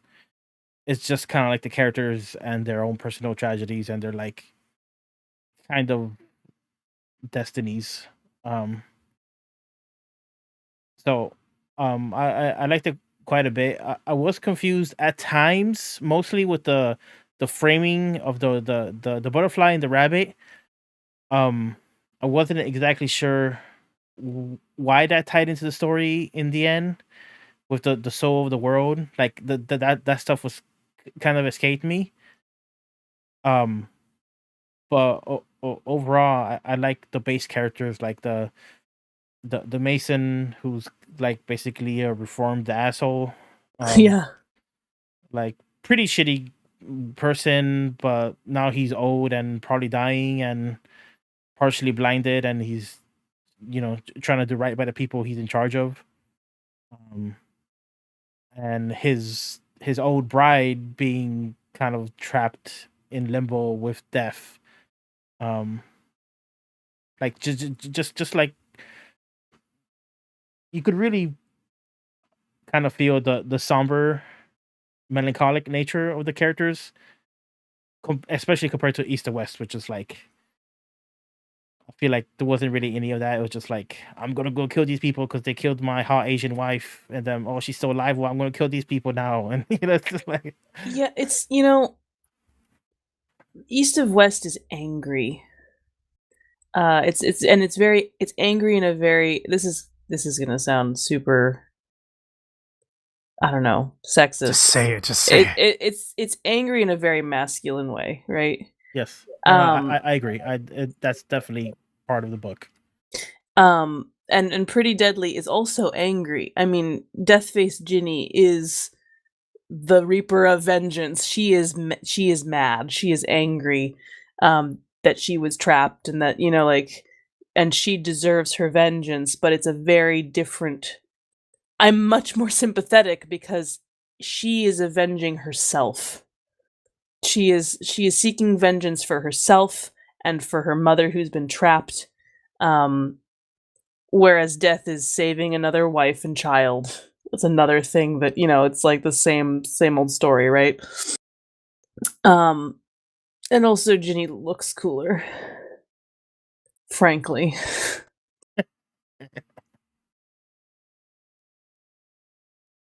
Listeners of the podcast, I'm sorry if the whole episode we spent being like, I don't want to say this thing, but I'm gonna say it. It's just because like we're such vocal manga heads, and we don't want to be dismissive of people who like other stuff.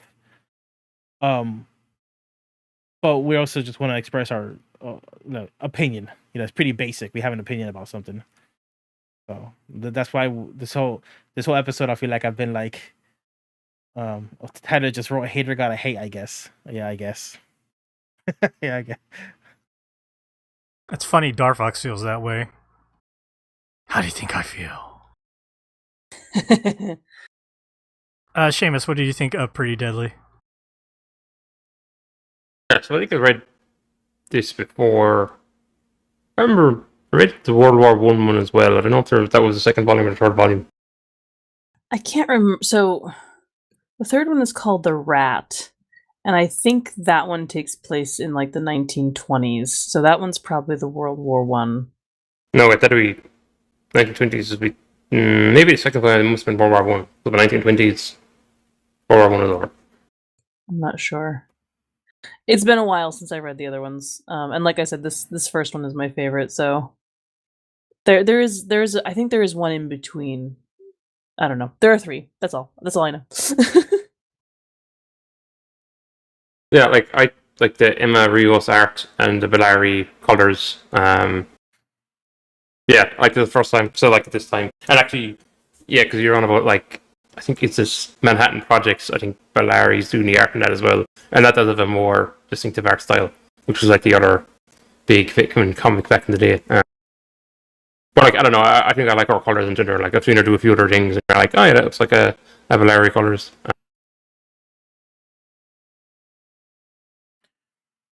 I have the stream pulled up on a page that's basically full of exposition. They're explaining kind of like the basic conceit of the relationship between Death and Death's wife and the child, or what eventually would become the child, and Not his wife, his lover. his lover, right? She was Mason's wife. Yeah. Beauty. Kind of like if you're wondering what I was talking about when I was saying something about East to West was very generic and didn't have a lot of ambition in it, this is a good example of that, because I'm gonna do a page back. Hopefully page back has what I'm actually okay. Yeah, so basically there's some sort of like traveling act telling a story, and they have this like tapestry with like panels of the story, but how we see it in the actual comic form is that the different panels are being pointed at by the stick that's being told the story, but in between the sticks, they're making basically panels where it's filling in, like more images of the story, and it's definitely dense. When you look at this, you're definitely like, oh shit, like what the fuck. Like, okay, I'm starting it up here because it's top left, right, and you're working your way through it. So it's definitely dense, and stuff like this can be hard to read at times. But at least she's cooking. You know what I'm saying? Like, at least she's in here they're doing something with the storytelling. It's exposition, but it's being portrayed in a way that I would not expect it to look. And I found it very like kinetic and charismatic. Yeah, I have the physical book, so that's what I read. Which is nice, and it has a lot of quotes on it about how great it is from lots of different critics and other creators and stuff like that. And one of the shout outs, I can't remember. Yeah, her panels feel like a complicated mix of European and Japanese comics blending together to create something exciting and new. Spaghetti manga.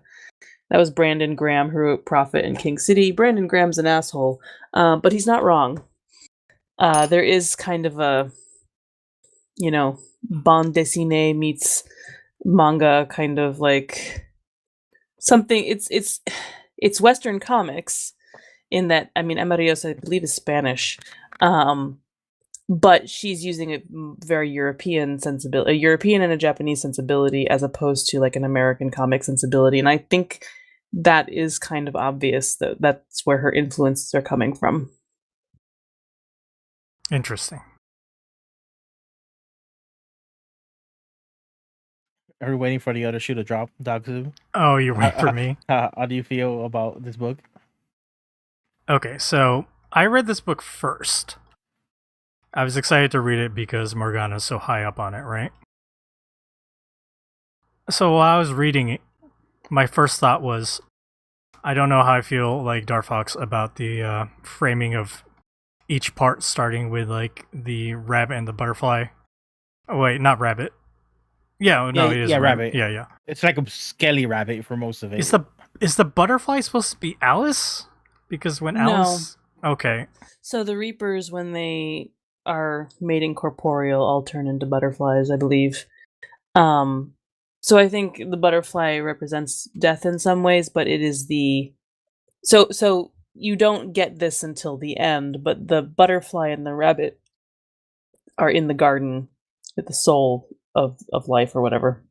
Okay. So they are part of Death's domain, and the rabbit is dead and telling this story. Okay. So I started reading this, and I was immediately like, "Oof, Western prose. I don't know if this is my thing." And then I was looking at like the page and how dense it was, and I was thinking, "Whoa, I don't know about this. It's kind of hard to parse, and it's a lot. It's pretty. It's very pretty. Colors really pop. Art is really good, but it's readability is hard. It's very dense and complex." But then, after I read this, I read East to West, and then fucking prose there. And then I finished with Ursula, and then fucking readability there. So it was like downhill for readability for you. Yeah, pretty much downhill for everything after this. So, I think this is really well made and looks really nice. About the story and the way it's presented, it's probably not what I prefer. And that's general my thoughts about this book is it's not for me. I think it's well done, but it's just not for me. I'm crying. I'm sorry. No, it's fine. Everybody's different, man.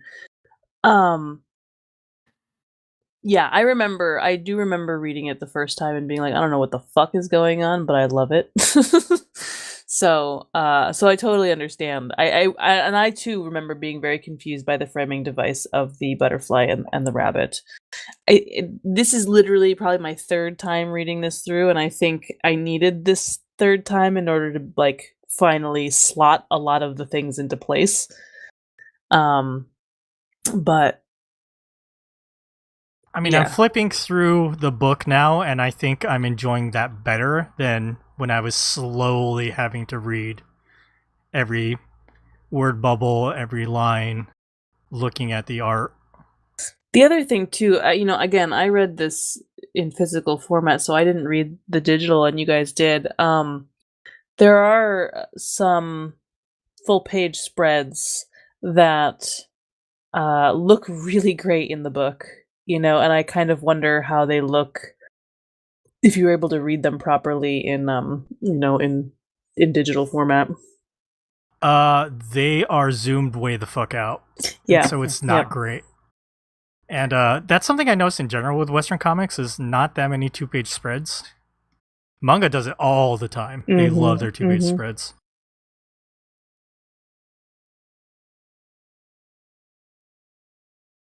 I got a question. Who was the little girl who came out of like the river Styx or like the blood river? Sissy, she's the next death. Okay. So the reason that Death wanted her gone was because he didn't want to lose his position and his power, but it was time for him to transition out and for her to take over. And that's why she kind of grows that skull, that vulture skull at the end, and kind of becomes like a vulture. Sorry, go ahead. No, it's there's a lot of understatement in this series, in this book. There's a lot of like, we're not going to tell you outright what's happening. You're just going to have to slot the pieces into place. And I think it took me a while too to get to that point with Sissy and figuring out what her role was. Because I got at the end that she took over Death's role, but I wasn't sure if it was supposed to be a twist, or I wasn't sure if they're setting up Death's daughter to be the next Death. No, Sissy was born to be Death. She was supposed to be. It's over. It's just part of the process. That's how that works. Like Dex was born, and okay, I wasn't like 100% sure on that. Here's that panel, by the way. Wait, okay, here it is. Bloody baby.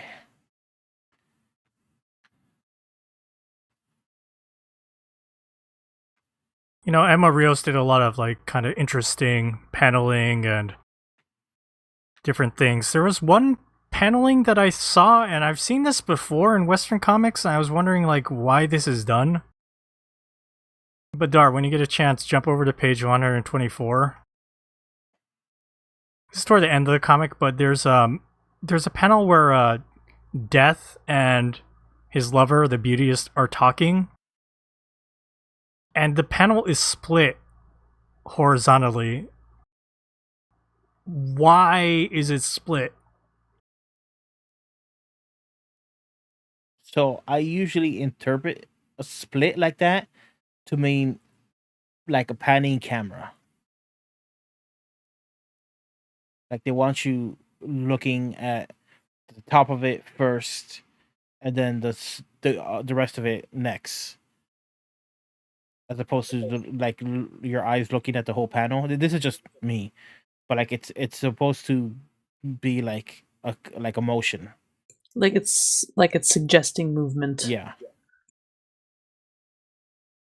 So like imagine if it was a film, and the camera just starts at the top of like Death's skull face, and then he says, I can't even read because it's on my TV, and I'm like 6 feet away from my TV. Fucking comics have such tiny text, I can't read this.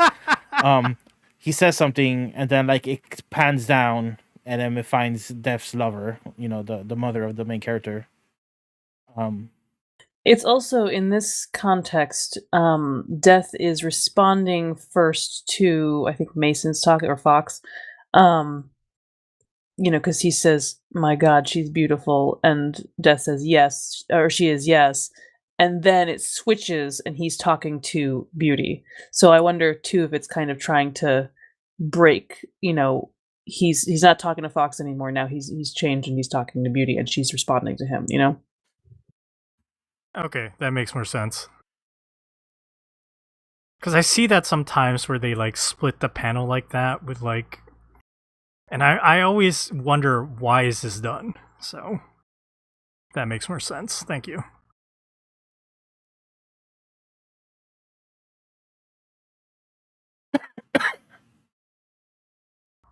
Anything else to say about Pretty Deadly?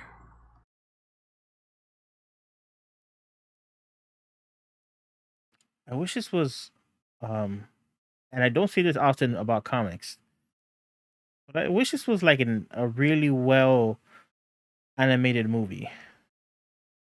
I know. I It think would be gorgeous, I, right? I think yeah, like something. I mean, it would have to be a budget. Like, I'd hate to see this art fucking slideshow and like bad flash animation or whatever the fuck, like derivative thing you want to say, or yeah, derivative thing you want to say about like cheap cartoons. But like, if something like this just had like frames of animation put on it, it could be a hell of a looker. Have you ever seen there was an unfinished film, animated film, The Thief and the Cobbler. Was directed by, and I can't remember his name, the guy who directed Who Framed Roger Rabbit. It was never finished because they ran out of budget, but I think you can find it on YouTube. What does exist of it, and it is phenomenal. I think in All fact, hand animated. yeah, I think they released it in theaters. Like, it was a partial cut or something. Yeah, But I yeah. remember seeing like trailers for it when I was a kid. And I remember laughing because there's that scene where the guy's like, "The balls are gone," because they steal like the ornate balls or whatever. Yes. Yeah, I never seen it, but yeah, I have heard of it. It's so gorgeous. It's long and unfinished. It's like it's like over 2 hours, and it never was finished. And like at the end, there's like some like sketches, basically like animated sketches to like show off the end of it.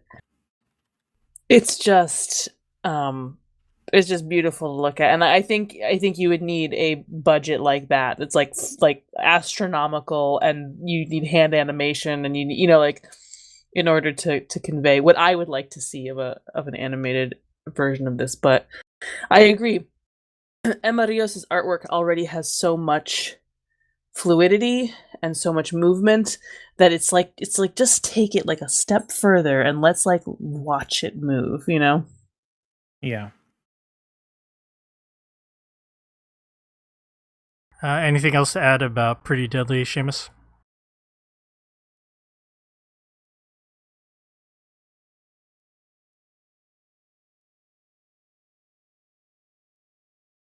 Yeah, the whole framing thing, I was also like, I don't know if this needs to be here. I don't know. I feel like with East to West, I like the idea and where it could go.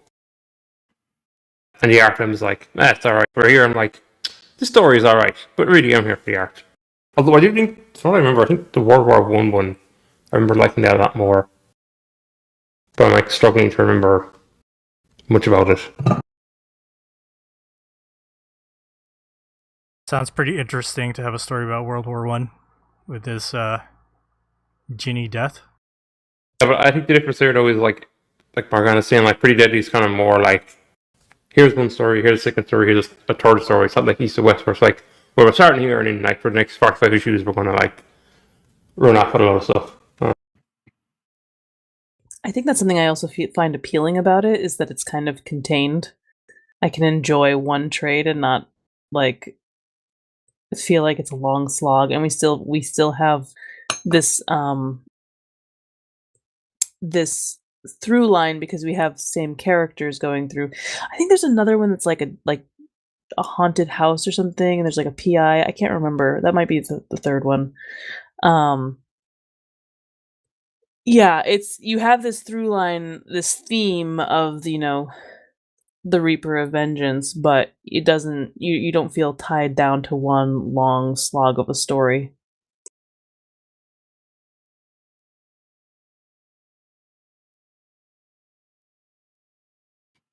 All right, then. Now we'll wrap up our discussion on Pretty Deadly, and we are here at the end of our podcast. And our first episode of Left to Right. Which we may never be able to subject Dakazu to again. I mean, like I mentioned, there are some comics that we've talked about on this podcast that I will probably be more interested in reading. Well, Wyatt made a pretty good point where he was like, "I'm surprised y'all read these that were trades and not just one-offs." So maybe we could do a one-shot of left to right. Maybe. But I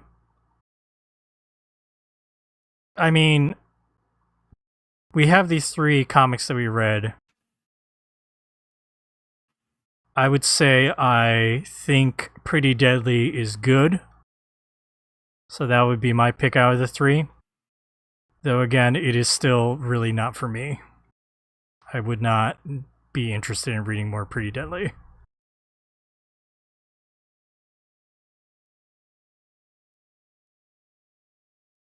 What do you say, Dar? I'm down for more pretty deadly. I think Pretty Deadly is tops it. It doesn't easily top it though, because I actually like Ursula stayed with me in some ways. I like Ursula a lot, so kind of tie with Pretty Deadly and Ursula, and East and West is what it is.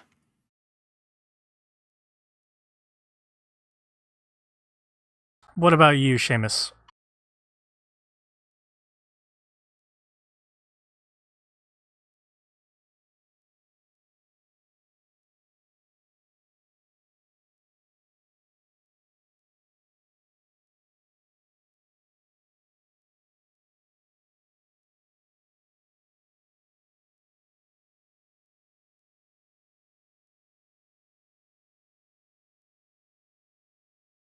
Wait, did I not hold my push stuck?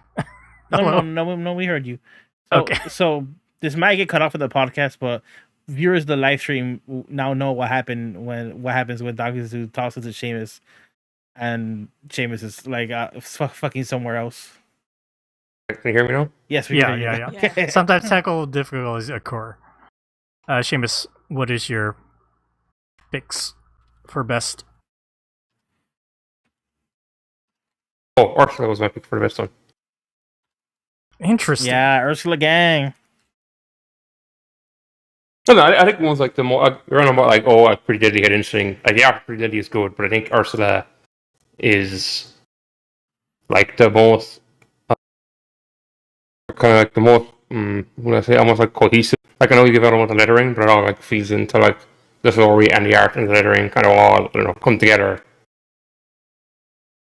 in a way. Or I'm just like, this is very like definitely be reading more of like these 2 people's stuff. And it is only 24 pages, so it's pretty easy for it to be cohesive.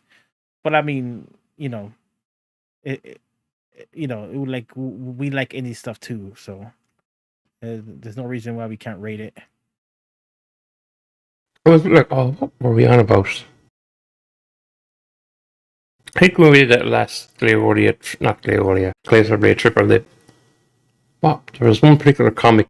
Yeah, it reminded me of that I now can't think of the top of my head, just purely in terms of like the cohesiveness. Fuck, what was that Glacier Bay comic? I don't remember what you're talking about. Are Sure. you talking? It was an anthology. It was like we were reading like it was like an anthology. No, can't remember. It was a recent episode, and now I'm like struggling to remember like what was the name of those comics.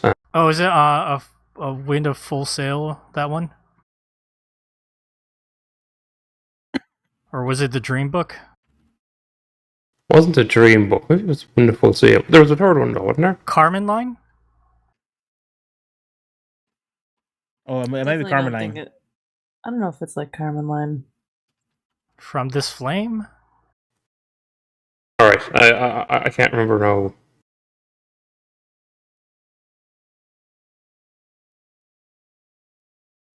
Yeah, no, I can't remember the name. I think I need to like look up like Well, the last Glacier Bay Triple Loop did.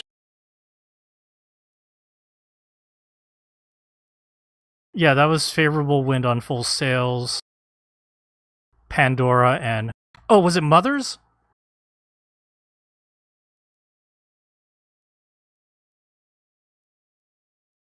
I don't think it was. Was it Pandora? It was one of them. And now I'm like, Pandora's Rei Hagiwara's book about the tsunami. Mothers by Umi Kusahara was about different family relationships. Favorable Wind on Full Sails by Aran Tochika was the more Gekiga one. I think it was Pandora. Then was it? Okay. Pandora.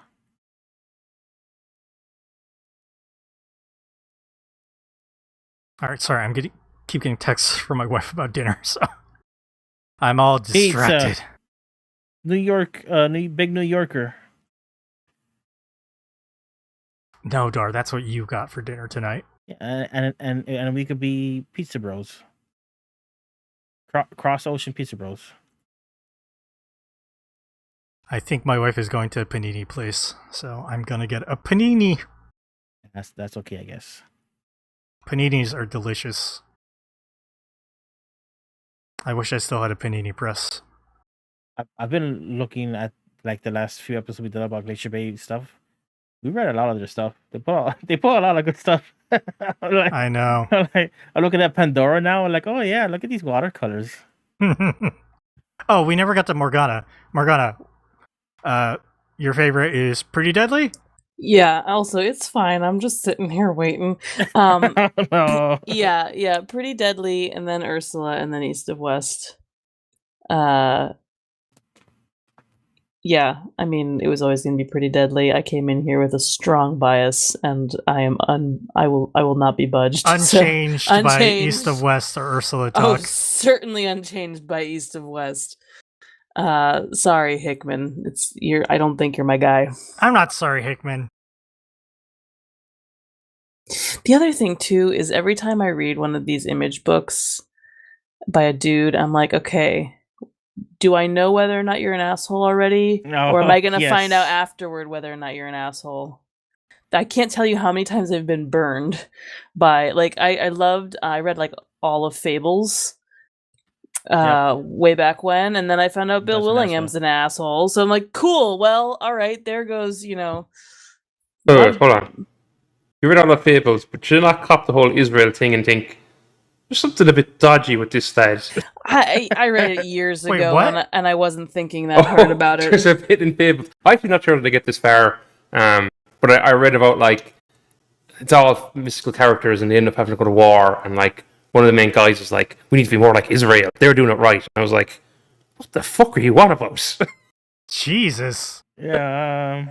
Yeah, there's, I mean, you know, at this point, I just kind of cautiously dip my toe into any comics written by a white dude. I'm like, all right, how bad are you, and how do I know how bad you are? Like, there's so few, there's so few men I can trust. That's unfortunately very fair. I feel like there's like cyclical Me Too rounds where it's just like, what are we gonna learn now? I mean, it's no different in Japanese No. manga as well. No, it's not. It's not. There, and You know what? Cartoonist, though, as far as I know, still okay. So next up, we're reading The Punisher.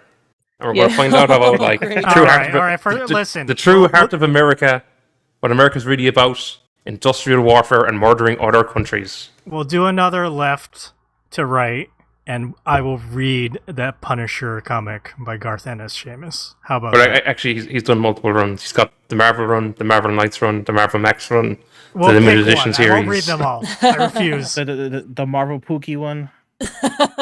I would like to see Pookie Punisher. Maybe we could Pookie. read Do a Power Bomb, and then Darfox will be forced to finally read that comic. That would be an option. I would also be interested in exposing you to some Western comics that aren't like big dude comics, like maybe something by Boom Studios, who does a lot of stuff for like tween girls. You know, like something that's like maybe a little bit different from like all the big name shit. Someone mentioned Bones or Bone. Bone, yeah. That's nice. I've never read Bone actually.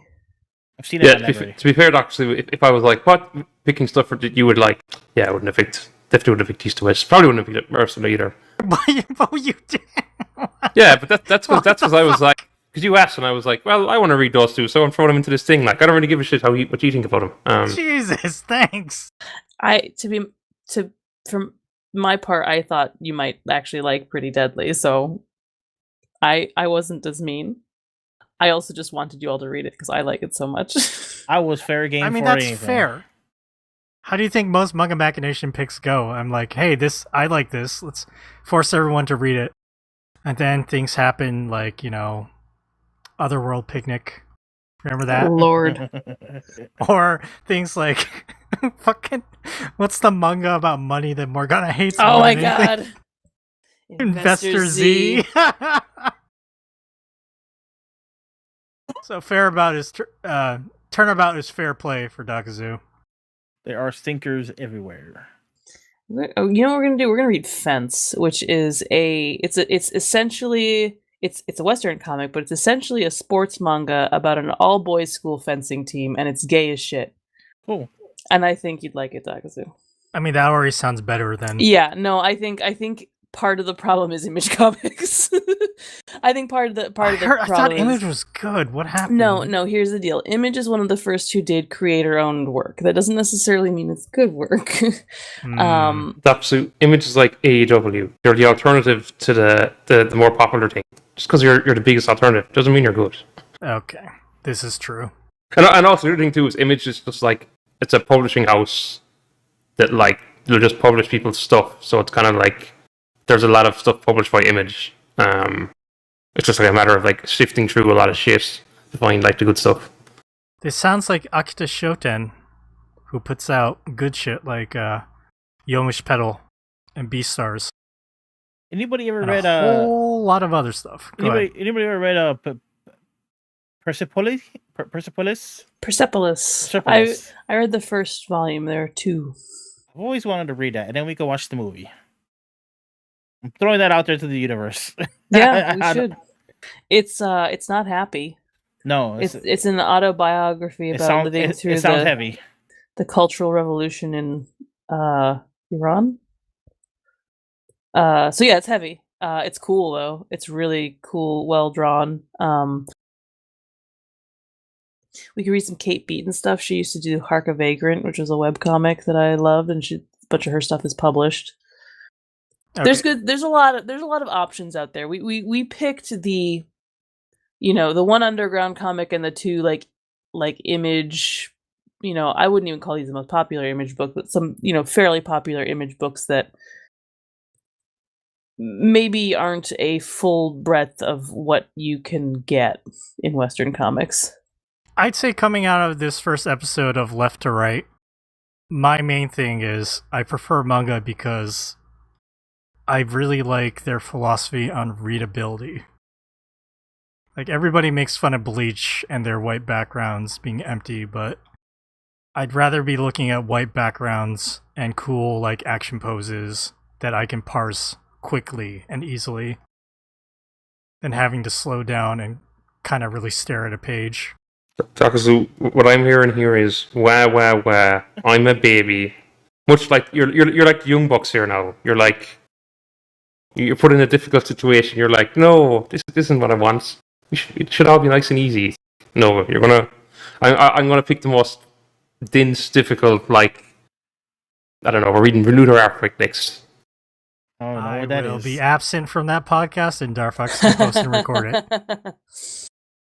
I will just peace out. I think we should take Tyler's suggestion and maybe read some European comics.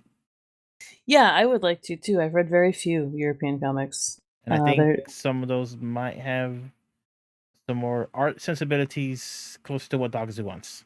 I mean, are we talking about like the French manga? What is it? Asterix? No, not even Asterix. The literal French manga by the manga that's... We read this. We did a Wait, what?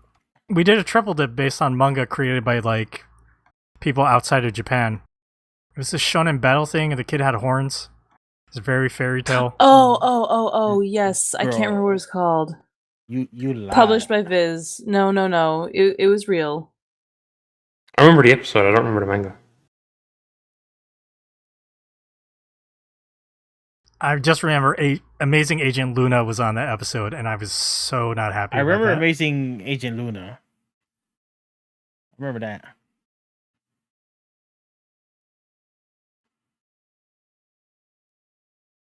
Radiant. Yes. I kind of liked it, if I recall.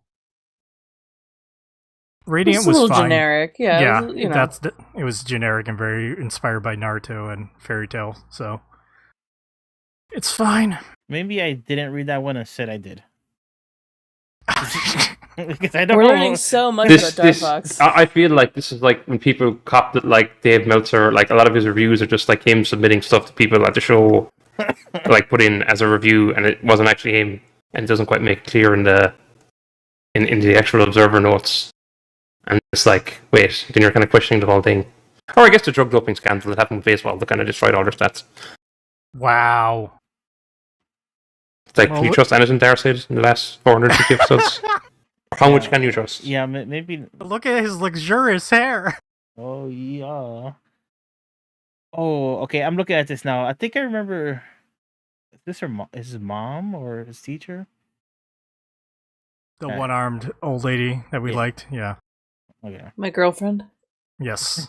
Anyway, we've been going on way too long. Let's end. Yeah. Well, the audience got to see a little bit of our, a little bit of our process of how we pick our books. It's very chaotic. All right. We've been going on too long. Let's end the podcast. I want to thank Darfox, Morgana, and Seamus for being on this week. Reminder, next week we're going to start Pride in Panels by reading Is Love the Answer by Uta Isaki, available from Kodansha. If you enjoyed Manga Machinations, make sure to subscribe to us, review us, rate us on Apple Podcasts, Google Podcasts, Spotify, wherever else you can find us. Check out our website, mangamachinations.com. Our Tumblr is mangamachinations.tumblr.com. Send us emails, mangamachinations@gmail.com.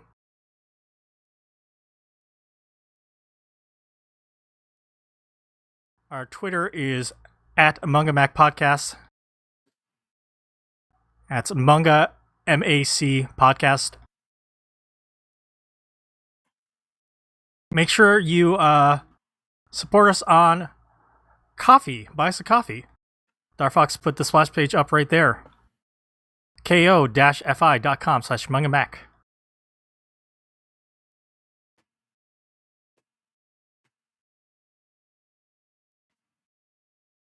Subscribe to our YouTube channel where we're streaming these episodes as we record them. youtube.com/mangamactv. You can also watch the archive of the recording as well. Those go up. Come join our Discord server. We're starting to play a lot of Mahjong Soul, and I might start like a Mahjong League. Discord.me/mangamac. And you can follow my personal Twitter at Dakazu, follow Darfox at Darfox8, follow Morgana at Morgana Relina, and follow Seamus at Seamus2389, Seamus without an H. Alright everyone, thank you so much for listening to us this week.